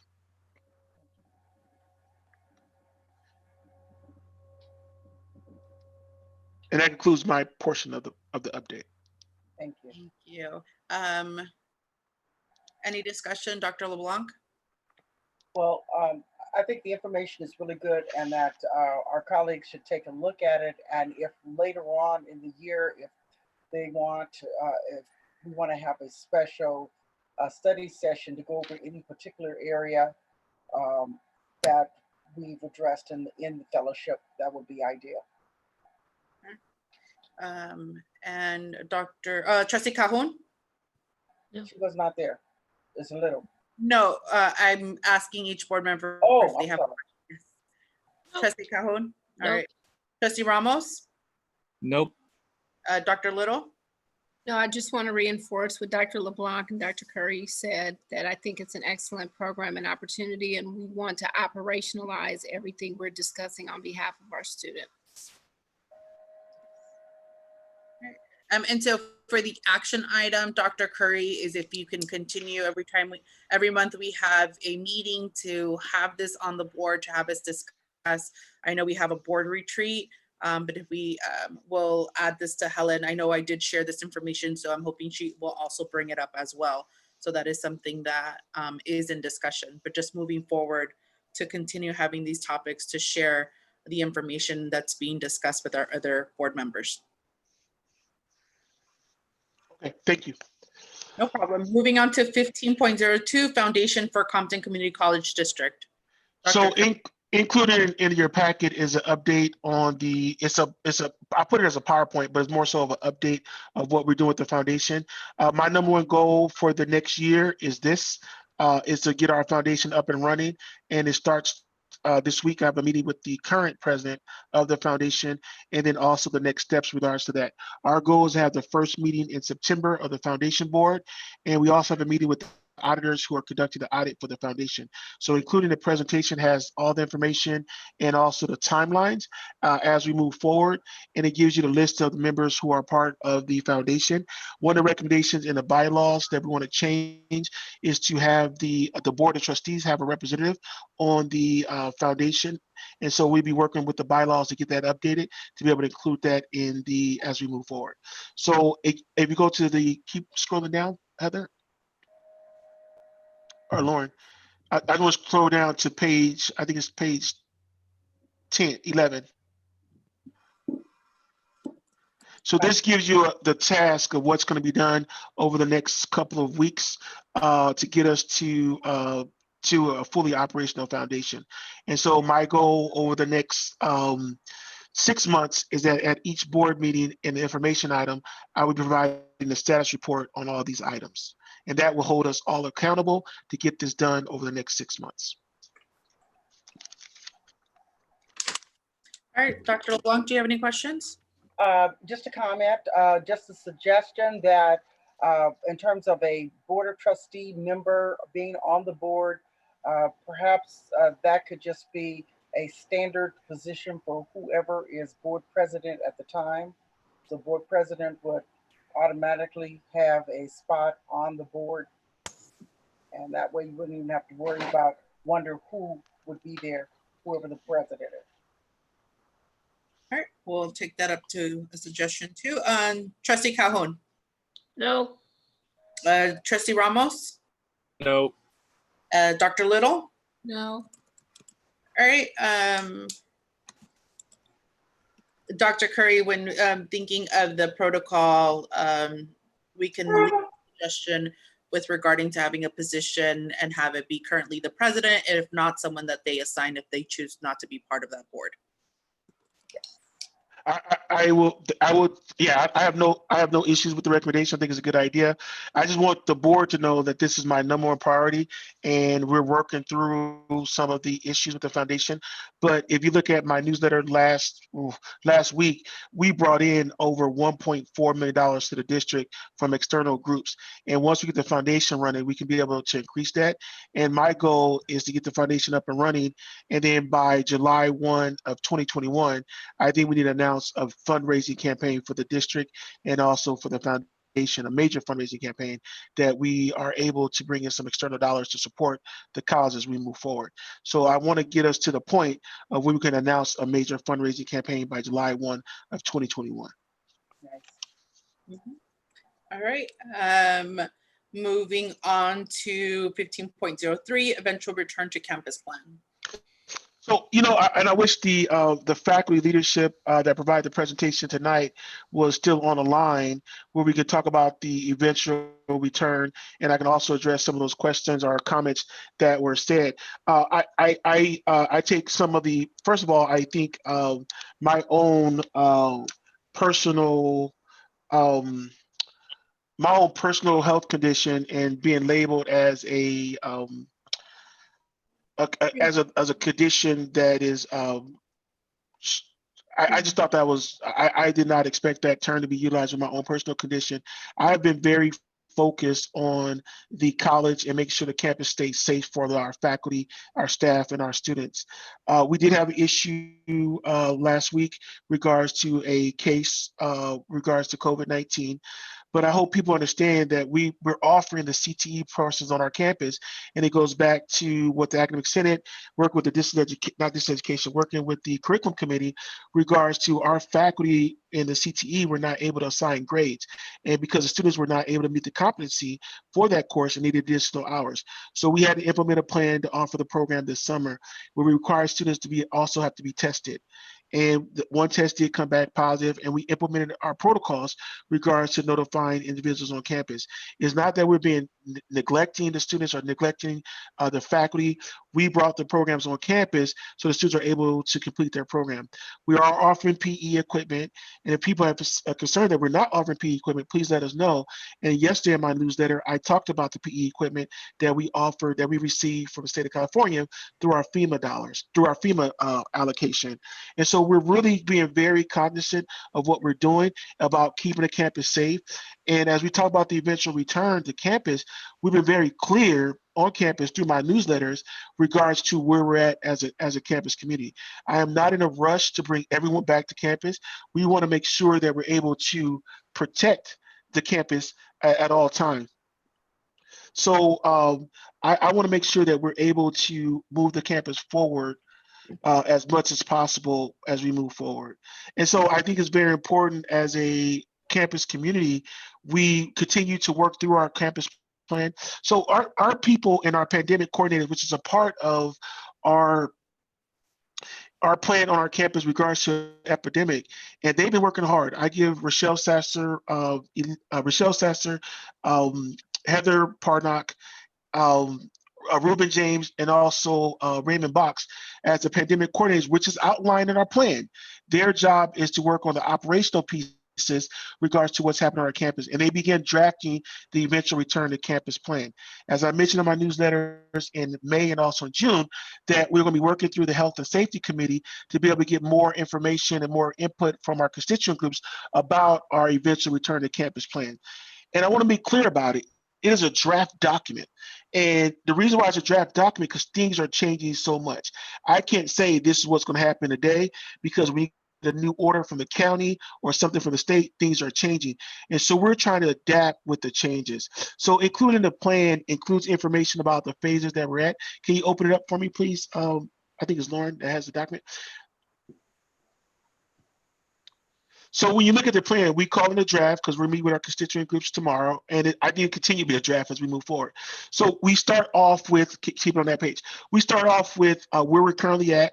And if you look at our pandemic outbreak and emergency operations plan, which I've been sharing in every single one of my messages on campus, it talks about the pandemic coordinators, it talks about their role, it talks about the level where we're at the campus, and that's what guides us. If you look at the plan we're talking about, the majority of our classes for fall are being offered through Canvas and on Zoom for summer and also for fall. Student services have remained open, providing services. The one thing that we talked about before is our campus is not open to the public through August 14th. So yesterday at the Consultative Council meeting, I talked about how we need to look at that date about August 14th, because I don't see that there's a return that happens on the 14th. And one of the terms that we're using now is that we're closed to the public until further notice, because we don't know what's going to happen regards to the state or county orders. And so that's a terminology that I talked through yesterday with Consultative Council, and we got a lot of support. And we'll talk tomorrow with the Health and Safety and Parking Committee about that decision. Our number one priority from beginning has been to keep the campus safe. Some of the ideas we received from our constituent groups was making sure every student is required to be tested, every employee is required to be tested, and so that's been one of the things that we have been moving forward implementing. So now, before students are able to return to campus, they have to have their test completed, and then also each day now we're making students do a health waiver, and we're having to do a questionnaire. I'm sorry, with regards to their medical conditions. Regards to that day. So we're doing that. We'll be implementing that again for our employees beginning August 1st. But as employees return, essential employees, they had to do the questionnaire as well. The plan also talks about how we're preparing and the considerations for opening up regards to social distancing. And even though last week we had the situation that happened last week, we still were following those protocols regards to PE in that area and also regards to social distancing. And so our people have been doing a lot of work. Go flip the next page. Our people have been doing a lot of work regards to preparation. Our Mason Operation Department have been trained. We have been working with our e-masters, which help with to disinfect different areas. We also cleaned our air conditioning system with cool running to be serviced with different filters regards to that. Maintenance Operation Department started cleaning the bathrooms hourly beginning July 6th. And then we also started talking about the gradual return of employees and things that we need to do. And I know one of the public comments about reopening phases, about the track and field, the pantry, the library, and fitness center. I just don't feel that we're ready yet to start phase reopening because of the number of cases within our community and how we're able to continue to protect our employees who are on campus. And so we talk about that in our gradual return to employees on campus and what we're doing for our employees. Keep scrolling down, please. And we talk about social distancing within the plan. We talk about the signage and communication on campus. We also talk about the face covering. Keep going. And we also talk about the cleanliness of the campus and also the symptoms. And that's where I was talking about the health and wellness survey check. The next piece talks about the pandemic coordinators and what happens if individual tests positive. And these are some of the logistics that we have as well. So some of the next pieces of this plan and phases is phase 2 and 3. Can you go back to page 5? Page 2 and 3 really focuses in on phase 2 and 3. Sorry, you're going too fast. Right there. Phase 2 and 3 will focus in on some of the other areas we have to work on. And one of the areas we have to think about is our Child Development Center. We also all take into account athletics as we move forward. So we're still working through that. And so we'll be talking to the Health and Safety Committee for their input as well as we move forward. But I think right now we're at a good place to be able to have a conversation with our constituent groups tomorrow. And I know the speaker talked about we need to create a different committee. My concern, as I shared with the Consultative Council, and I could share with some union representatives this morning, is that we already have the Health and Safety and Parking Committee, and they have been assigned to do this work. I think it's very important that we work through our current committee structure so we can be able to strengthen that structure with them to be able to be involved in this conversation. But I did ask the faculty, union, and also classified to put additional members on this committee to be able to review and to vet the plan. And they have provided this additional members for that meeting that's scheduled for tomorrow. So I think we're in a good place. We're still trying to figure things out, but I want to give the board an opportunity to look at the plan. If you have any questions or concerns, so please let me know. Dr. LeBlanc, do you have anything? Yes, I did have one question. I was wondering if the group addressed the privacy rights of the individual who may have tested positive for COVID-19 and went through all the stuff they had to go through, and now they're whole and well according to the physicians. Is there any kind of protection for those individuals when they come back to work so they don't feel labeled or So that's a good question, Dr. LeBlanc. One of the things that we and I talked to someone about this today is that we're in our protocols. We send a letter to those individuals. We don't put their name on the letter. We do everything anonymous. It's a blind CC that I sent to them, and so there was a concern that was brought forward to me, which we're going to look at regards to maybe another letter, because some people were confused about who's responsible for what regards to when the letter goes to the employee, and to make sure that it's clear as possible. So we'll look at some of our language to make sure people know this is for you. But we've been very, very, very keeping everything anonymous, not naming a person who's been identified, not naming if any other people have been identified. So I know, because I'm the one who's sending out those emails, but we're not saying those individuals' names, and we're not using any pronouns as relates to those individuals that have been identified. And then in order for someone to come back as they go through this process, that have to be quarantined, they have to take the test before they come back on campus. Right. But that's a good question that you asked. Trustee Calhoun?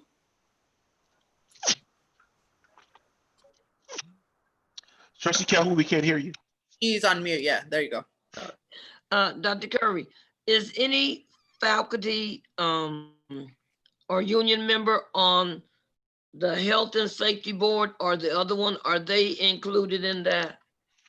So what's interesting about it is that the faculty have, I want to say 3 or 4 appointments on that committee, but they also added another 4. And so we have those names, they got invited to the meeting, and the classified has 2, and then we gave them additional 2. So we added members from those constituent groups to be a part of that conversation. Do they show up and do you take roll call?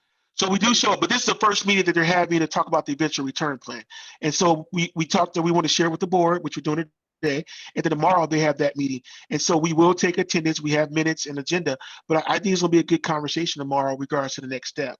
And the pandemic coordinators, all they're responsible for is the operational pieces of the college, implementation of the plan, but also doing the follow-ups as it relates to how we move forward, which is included in our outbreak plan, those roles of those individuals. Okay. Trustee Ramos? No comment. Dr. Little? No, thank you. All right, thank you. Moving on to 15.4, Compton College Distance Education Report. So this is a update, and I can turn it over to Sherry Burgos, our Vice President of Academic Affairs. But this is just to give an update. A couple months ago, I can't remember which board member asked for an update on distance education. We had a regular report, and so what my response to the board was we'll come back quarterly with every other month with an update on distance education. And so I put it as a part of discussion so I can be able to tell the board about the follow-up from the previous board meeting. So this gives you information about what we're doing with the transition.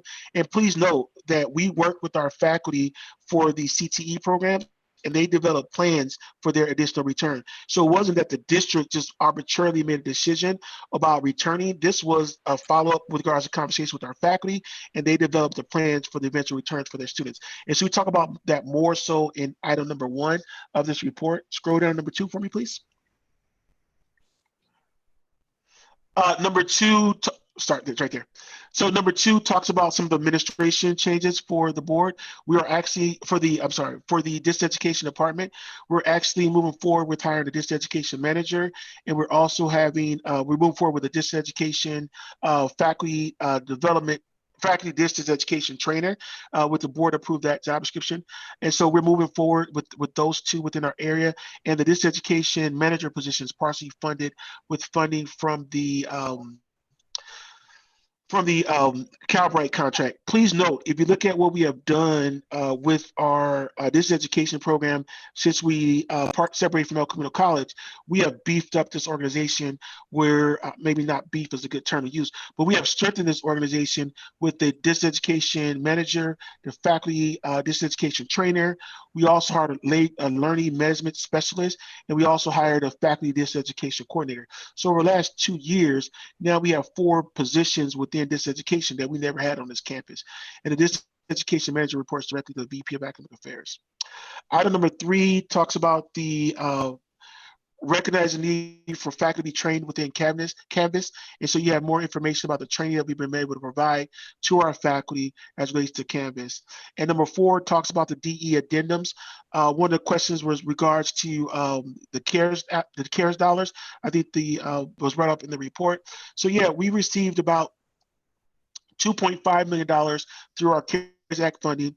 As I put in my newsletter, $2 million of that is being provided to support our students and students' needs. But we're also utilizing those dollars to help pay for professional development for faculty, but also we're helping use that money to work on these addendums. So we have a ton of addendums that need to be brought forward. And so the curriculum committee asked for additional support, and we provide additional funding for faculty work this summer to work on the addendum. Number 5 talks about the Institutional Effectiveness Partnership Initiative grant that received $200,000. We were able to extend that grant through 2021, but that grant is also paying for those positions. When I mentioned earlier about the amount of money received for the college, the $200,000 was a part of that because we're able to just strengthen the work that we're doing in this education. But please note, when those dollars expire, the learning management specialist position will have to be funded by the district. So as I always talk about, we have additional costs as we move forward. I'm putting together a list of all our additional costs over the next 3 years for the Board of Trustees, because I think it's very important that you know when some of these grants run out, some of these positions have to be picked up by the district. And the final piece was the Calbright Memorandum of Understanding. So we have done a lot of work in distance education over the last couple of years. And so this report outlines where we're at in these 6 areas. Is there any questions? Dr. LeBlanc. I don't think you have any. So Trustee Cajon. No. Trustee Ramos. Nope. Dr. Little. No. All right, thank you very much, Dr. Curry. The next one, we have Compton College COVID-19 Basic Needs Support and Student Profile. Okay, so this is, can you open it up for me, please, Lauren? So at the last board meeting, we were asked about our basic needs and the work we're doing. And I actually shared this report with a colleague this afternoon about COVID-19. And I also shared this report with Sarah Goldberg with the Hope Institute about what we're doing for basic needs. So this is a breakdown for the board. You asked me for this, which was very helpful. So it talks about the laptop loan program. Scroll down. So what's interesting about this stop right there. So what's interesting about this report, I want to talk about a couple of areas. So we gave you the number of students on campus that were enrolled for spring, and we talked about the number of students who took advantage of the laptop loan program. And then we did a demographic breakdown and a comparison, and then we also talked about the success and retention. So if we look at and really focus on success and retention a little bit, but if you look at the laptop loan program, we were just under the success rate for our campus and 1 under the retention rate. And so my response to that is we have to get the laptops out sooner to our students, because I think that would have been helpful for our students regards to success and retention. But you can get a good sense of who took advantage of the opportunity, but also how did it affect our students on campus. The next one, hotspots. So we have a hotspot program where we purchased 500 hotspots and students were able to get 7 months of free service, but they have to remain in courses. Can you keep going? I want the chart right there. So if you look at this data, we had 258 students who took advantage of it, about 5%. Look at the success and retention rates of our students who had hotspots versus the general numbers. So that made a significant dent in the work for our students on our campus. And you can also see the demographic data as well. Next one is every table deliveries. So you get a sense of how many students took advantage of the every table delivery program, and you got the demographics of that as well. Look at the success and retention rates of those students. 74% of those students were successful, 83% retention rates. Now, the every table pickup delivery, it wasn't that successful with the data because of the fact that they didn't take the students' ID numbers. And so as we move forward for fall semester and we continue this type of program with every table, we need to make sure that they're taking ID numbers. So we're able to break down the demographic data for that. But we were able to give you the data that we were giving out approximately 158 meals to our students through that program. Then we also provide the emergency grant data for our students. Keep scrolling. So you get to see how many students took advantage and the percentage of who took advantage of the emergency grants through at Equity. And then the final one was our excused withdrawal numbers. And this number shows you how many students took advantage of the school excused withdrawal this last semester. And I thought this was very, very fascinating as well. We start to look at our data, and we also broke that down by demographics, which is the next ethnicity, which is the next chart. So this is a good working document. One of the things we're going to add to this report, which we're going to update, is our CARES Act grants. So we gave out about 13. Just give me 1 second. I want to give you the right number.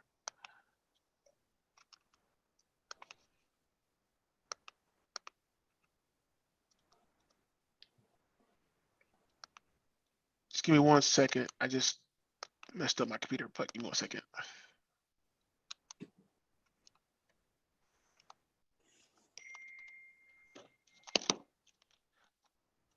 Give me 1 second. Okay, so we gave out for the CARES grant, and I think we talked about this in a previous report. So we gave out $350 grants to 1,388 students.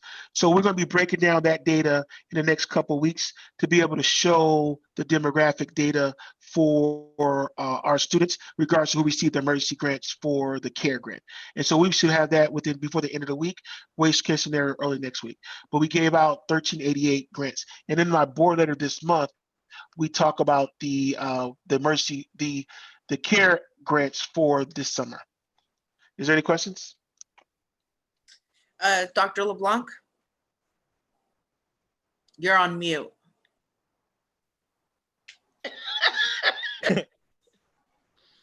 Well, do tell. No, there are no questions. Thanks for the report. Trustee Calhoun? Yes, Dr. Curry, can you go all the way back up to page 2? Uh-oh. No, yeah. Well, I read something. No, I'm not looking at the numbers. It said, wait.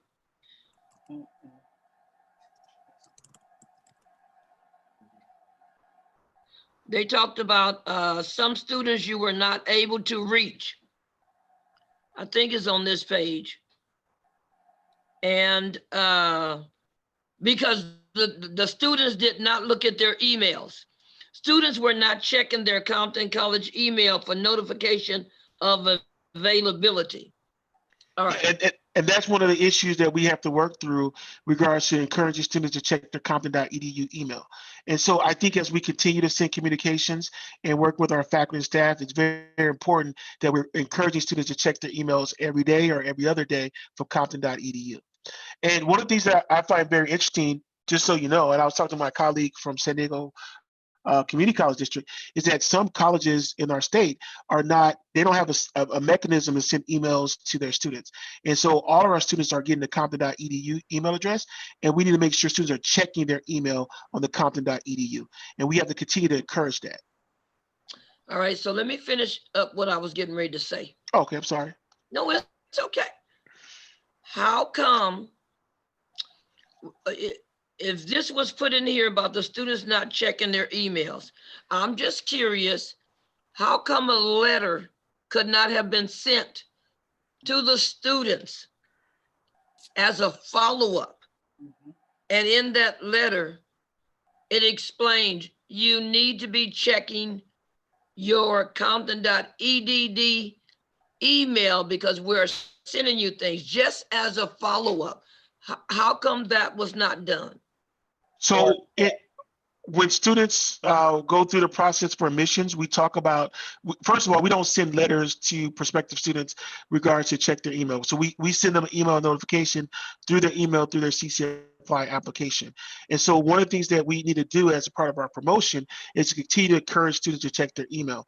When we went through this COVID-19, it basically put us out there to make sure we're doing things with our email. We got lucky because we have our CRM Advise program set up, we were able to send out mass communication to our students. The key as we move forward is to continue to encourage our students to see their email and to continue to check their email. Okay, we understand that, but as a backup. I'm talking about a backup, Dr. Curry, backup, a letter informing the students. So we can look at doing letters, but I will tell you from past experience with students and their mailing address to make sure that the mailing address is accurate. But we're starting a new thing. We're starting to do text, and so we're trying to be texting our students as well. So I'd rather do text messages to our students rather than doing mail communication. But we're looking at different options in regards to communication. But the mailing to me should be our last resort. Our new thing is looking at text. And a couple of months ago, the board approved that, but we're just now going through that process with our CRM Advise, but we will be implementing texting feature this year. So I think texting, Trustee Calhoun, is the best way to go as a new outlet. With the texting that has been done, how many responses have you received from the students that have not been checking their emails? Trustee Calhoun, this is a new feature that we're going to be moving forward with the implementation. So this is a part of my follow-up to you. This is something that we're going to be working on to implement as we move forward, is to really go forward with texting for our students and referring them through text to their email. And that's a new mechanism to move forward. And I could be able to provide more information about how we do that. But going forward, I think that's the best way to follow up rather than sending a letter to their homes. Just like an address can change, so can a cell number. I'm just saying. Cell numbers change all the time with these students. If something go wrong with the phone, some of them keep it, some of them don't. So it's just the same issue with the text messages as it is with the mail. I was just throwing something out there. Follow up, follow up, follow up. Let me go to yours. Dr. Trustee Calhoun, were you done? I just wanted to piggyback on what you were saying, that maybe even if we just did a public service announcement. I mean, we may not even have to do the text, just announce it, because, you know, word of mouth, they can pass the word among their colleagues that, oh, we need to check our email. But Dr. LeBlanc, I don't disagree. I think it's the email is the one way. I think text message is another way. I also think robocalls could work as well. I just think we have to think outside the box. But I'm afraid my concern and with the mailing is that one is the cost of mailing, and two is the staff time to be able to mail, especially while we deal with COVID. But I think robocalls, text messages, I think we can figure something out of ways to get out there, but also our website, doing more promotion regards to checking your email, work with the faculty to talk to them about making sure you encourage students to check their email. I just think we need to really talk about how do we get students to really take advantage of utilizing their email address and really promoting it and looking at and being more strategic about it. Okay. As we're being more strategic.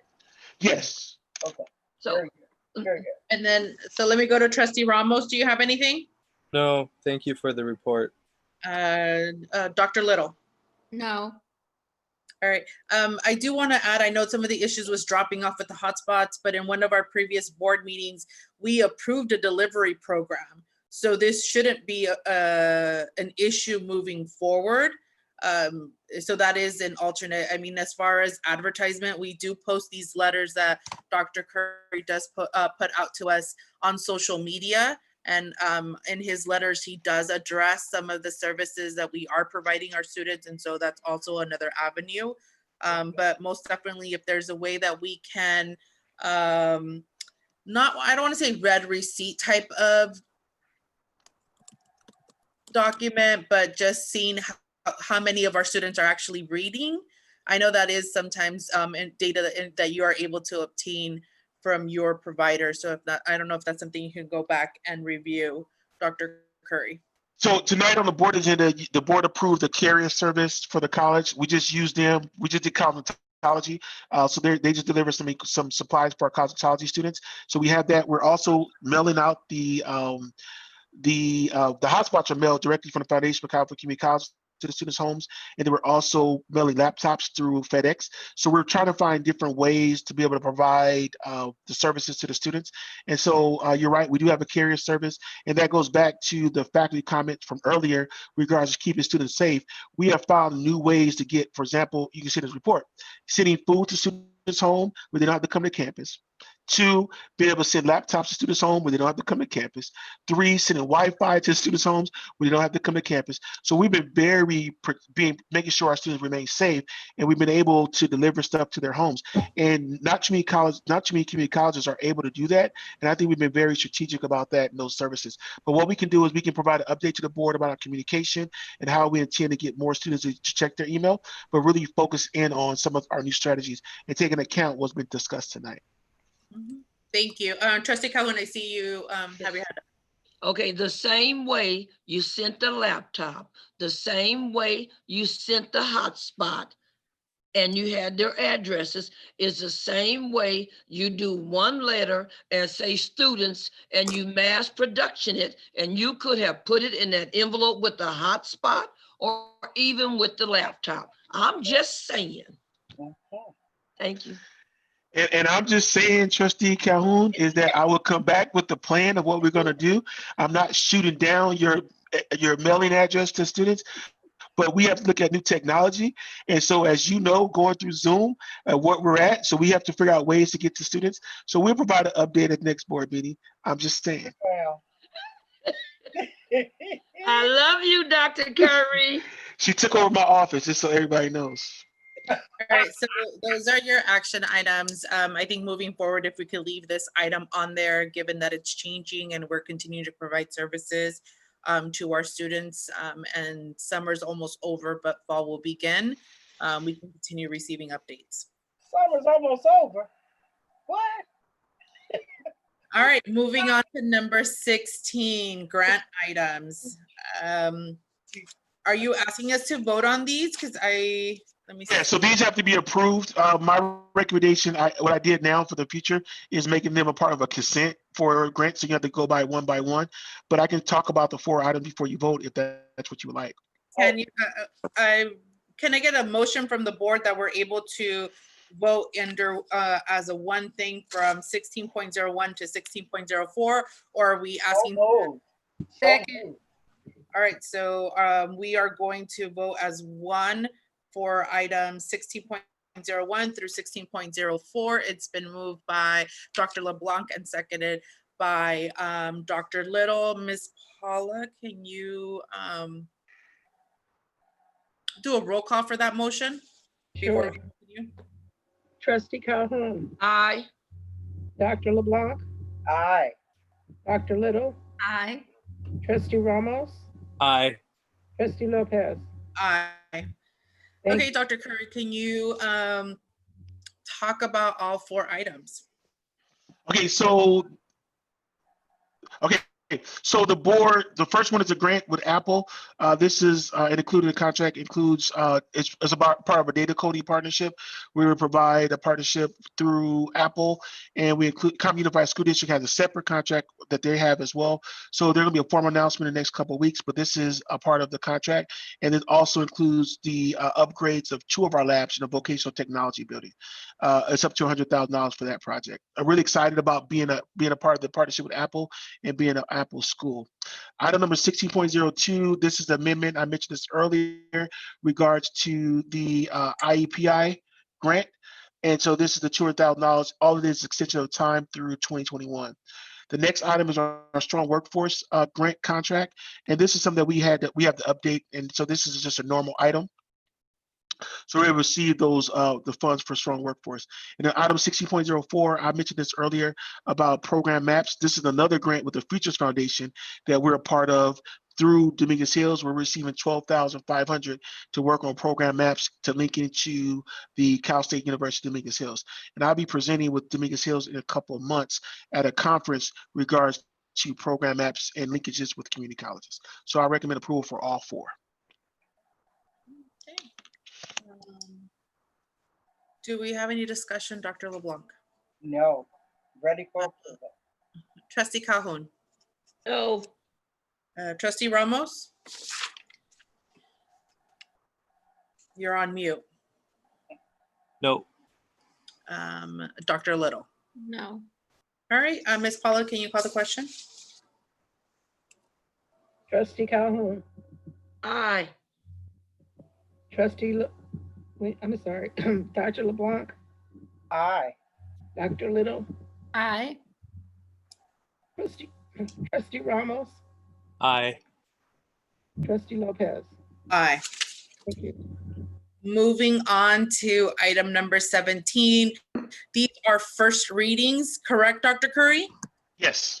And so I won't go through each one of them, but if there's a particular one that a board member wants to pull, I will call on each of you as I have in order, and you can give me the numbers and we can go through them. I will start with Dr. LeBlanc. Just on 1726, only to congratulate the Oversight Committee for their work. That's it. All right, moving on to Trustee Calhoun. What numbers do you want to discuss? 1702, which is 20, and then 1715. 17:15. Trustee Ramos, do you have any that you want to discuss? Nope. Dr. Little? No.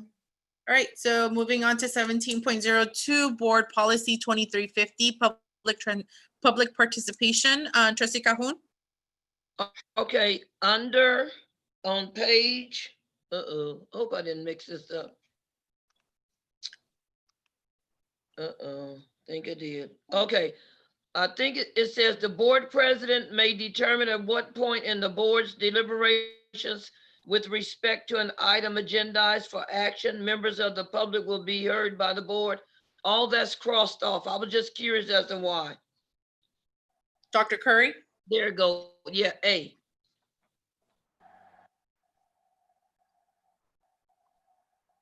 So what I gotta go back to numbers on that. That was number, is it A, you said? 2350. Right there. Under I know, what? but number 1A? Yeah. Section B1. That's what I Yeah. thought, section B1. Yeah. Yeah, so basically all this, the board can already do that. So you don't need to have another statement in regards to the board president. The board would consider items on the agenda, and that's the board would make that decision.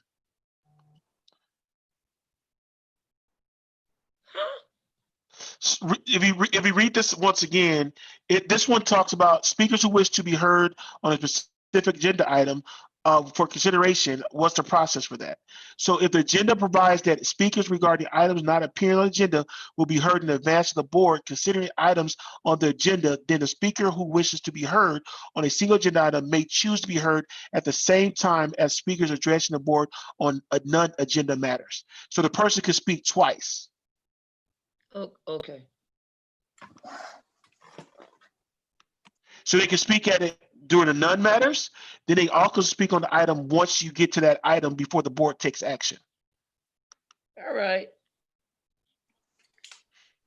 Okay, moving on to 17.15. That one's also yours. Trustee Cahoon. 1715. Once again, a student in good standing does not, I don't like that. A student okay, just say I'm just reading this for the first time. I feel like if a student is not in good standing and they homeless, they can't use the shower. That's just the way I'm reading it. It don't have to be like that, but why does it have to be in there and say good standing? Shouldn't any student that's homeless be able to use the showers? Okay, so the procedure, the board wants to change it, I get it. But the procedure talks about if you have a student who has a disciplinary action against them and there have been a problem on campus and they've been suspended from certain areas on the campus, that means they're not in good standing. And so the question would be for the board, if you want to take the terminology out in regards to being in good standing as relates to the shower use, then I have no issues with doing that. But the word good standing, which is a part of the CCLC template, because you want to make sure that students who are being involved in your programs and utilizing services are in good standing on campus. Do we have any students who are not in good standing? I don't know the number, but I don't think it's that many.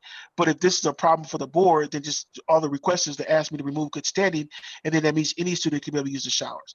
But if there's a disciplinary action of a student as it relates to utilizing the showers and there's a problem, they can still utilize the showers even though because good standing would not be a part of the procedure. Does that make sense? No, I'm not asking it to be removed, Dr. Curry. I just don't want a student, depending on what their issues is, because they could have done something on campus. I'm just saying, some homeless students, I don't know how to describe this. No, I kind of get where you're saying, but the problem would be when you set it a policy is, okay, what are your limits? So if you look at student discipline in the 5520, there's different levels as it relates to the discipline procedures. However, if we don't have something in place, then if we have an issue with someone who uses the showers and has been disciplined, but then they want to come back the next time and it could be problematic, there's really nothing we can do as it relates to discipline. So when you look at student discipline, you could be able to tell a student that, okay, you're suspended from this area, but you're still allowed to be on campus. But if you feel, or the board feels, that a student who's homeless still need to be able to use a shower, that it should not have anything to do with good standing, I could take it back to our team and look at some other options regards to this language. Look, you can leave the good standing, whatever, but I don't want, my opinion, the other board members haven't said anything. They don't agree. They probably don't agree with it. And that's for them to talk about it, not for me to talk for them. I'm talking about how I feel about any type of homeless students, whether they have mental illness or whatever issues they have. That warm shower might be the best thing that happens to them all day long. I do understand about a student in good standing, but I shouldn't say but. There's no but. I'm just saying, trying to be inclusive. Maybe there are certain things, I don't know what I'm trying to say. I just think somebody homeless used to. Trustee Calhoun, I get what you're saying. What I'm saying is the board as a whole wants me to go back and look at this again, regards to good standing based off the conversation today, we can do that. Okay. I get what you're saying.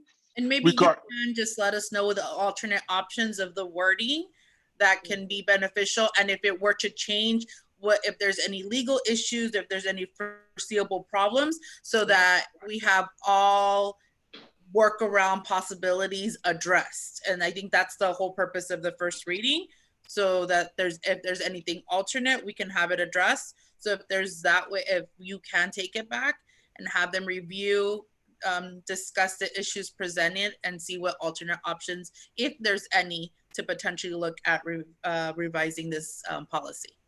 Does that work with you, Trustee Calhoun? Yes. Okay. I'm going to move on to 17.26. I know you said you just wanted to congratulate Dr. LeBlanc, but I didn't know if there was anything else. That is it. Just to All right. Thank you. We're moving on to information items. I am not going to go through each one. So before Dr. Curry presents as a general information, is there anyone in particular that we would like, trustees, that you feel you have further explanation? And I'll start with Dr. LeBlanc. No. Trustee Calhoun? No. Trustee Ramos? No. Dr. Little?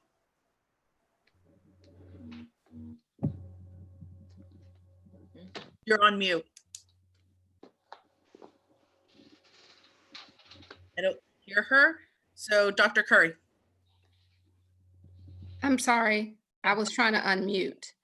I was just saying that I know that we're having our retreat this Saturday, and I just wanted to make sure that we are going to have opportunity to review our goals and our vision statement. Yes, they are on the agenda. Right. Okay. Thank you. That's it. No problem. Dr. Curry. Yeah. So I got like 3 that I need to go over today that's on the agenda. So the most important piece for me to be able to provide an update to the board was regards to item number 18.06, that just talks about the executive orders from the Chancellor's Office. Give you updates of what the Chancellor's Office, one of the things was emergency guidance regards to AB 705. 18.07 is the updated agenda for the board retreat that's scheduled for this Saturday. Item 18.08, I think it's important for the board to take a look at. That talks about our as we move forward regards to our action plan. So this, and I included this in my newsletter last night, regards to the all of our planning documents and making sure we're able to monitor the progress with those planning documents. And so I think that's important for the board. And I want to say one of the board members asked us regards to this as we move forward. I think that's important for the board to see that. And then the other one I want to make sure I highlight for the board is item 18.19. I'm sorry, 18.20. So this is the updated on our OPEB and STIRS and PERS portfolio, and that's through June 30th, 2020. And the final piece of this that I want to update is 18.26. At the last board meeting, Dr. Little, you asked a question regards to the Race and Equity Leadership Alliance. And so this is the information in regards to the next steps. The first meeting and training is scheduled for September, which include, and the way they set it up is for faculty, staff, and administrators to participate. I know Dr. Little, you asked the question, well, is it boards invited to participate? The way they organize it from the Race and Equity Center is for faculty, staff, and administrators. And so we're meeting with the Race and Equity Center tomorrow to talk about the Alliance, and then also to talk about the faculty leadership, the Faculty Academy that we're working on with them through the Futures Grant. And then item Can I 18.2. ask one quick question about that? Yes.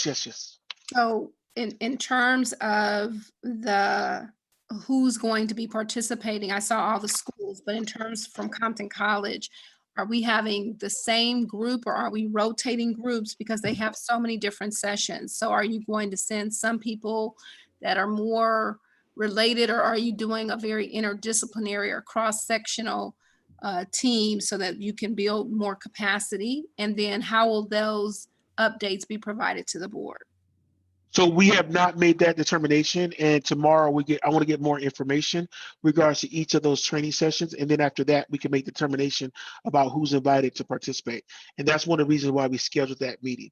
And so I know more tomorrow, and then also we could be able to have a direction of how we're going to move forward with all those trainings and who participates. Okay. And one of the things that we would do is provide updates to the board through Tina Cooperman in regards to next steps. But we scheduled our meeting scheduled for tomorrow. Okay. And then item 18.27 is the Maquan McKinsey mentioned this. This is the sunshine proposal from the classified union for negotiations, and this will be a part of the next board meeting for a public hearing on their proposal. And that concludes the information section. All right, moving on to future agenda items, number 19. We have Compton Community College District Board of Trustees future agenda items request. There was a couple on some of the documents, accreditation, and then the final budget assumption. Is there anything you want to add, Dr. Curry? No, not at all. All right, moving on to oral reports, number 20, Dr. Curry. Okay, so I have a couple items to report on. One is I want to let people know that my updates that I provide to the campus community, I'm sending out on Mondays and also Thursdays, and that will continue for the rest of the, I don't know, till eternity. That would be able to provide these types of updates, and hopefully they've been helpful to the campus community. The next thing I want to update you on is the 3C2A, the California Community College Athletic Association, which I was a previous chair, and I'm no longer the chair. I'm just an active member for the next year, which will be my last year on the board. They moved all athletics to spring of 2021, and we're right now in the process of trying to identify how we move forward with that recommendation. Also, too, I want to provide the update on the Achieving the Dream Network for fall. We are moving forward with Achieving the Dream, and we're excited about that, and we provide updates to the board as we move forward with our participation in Achieving the Dream. The next couple of weeks are going to be very busy as we move forward as an organization due to the beginning of the fall semester. Our opening day or professional development day, Flex Day 1, is scheduled for August 20th, and that will be done through Zoom. And so we're moving everything remote for the upcoming professional development week, beginning on August 17th with our new faculty orientation, our part-time faculty orientation. Then we have our Flex Day on the 20th, and then the Academic Senate is putting together their optional day for the 21st. And that concludes my report.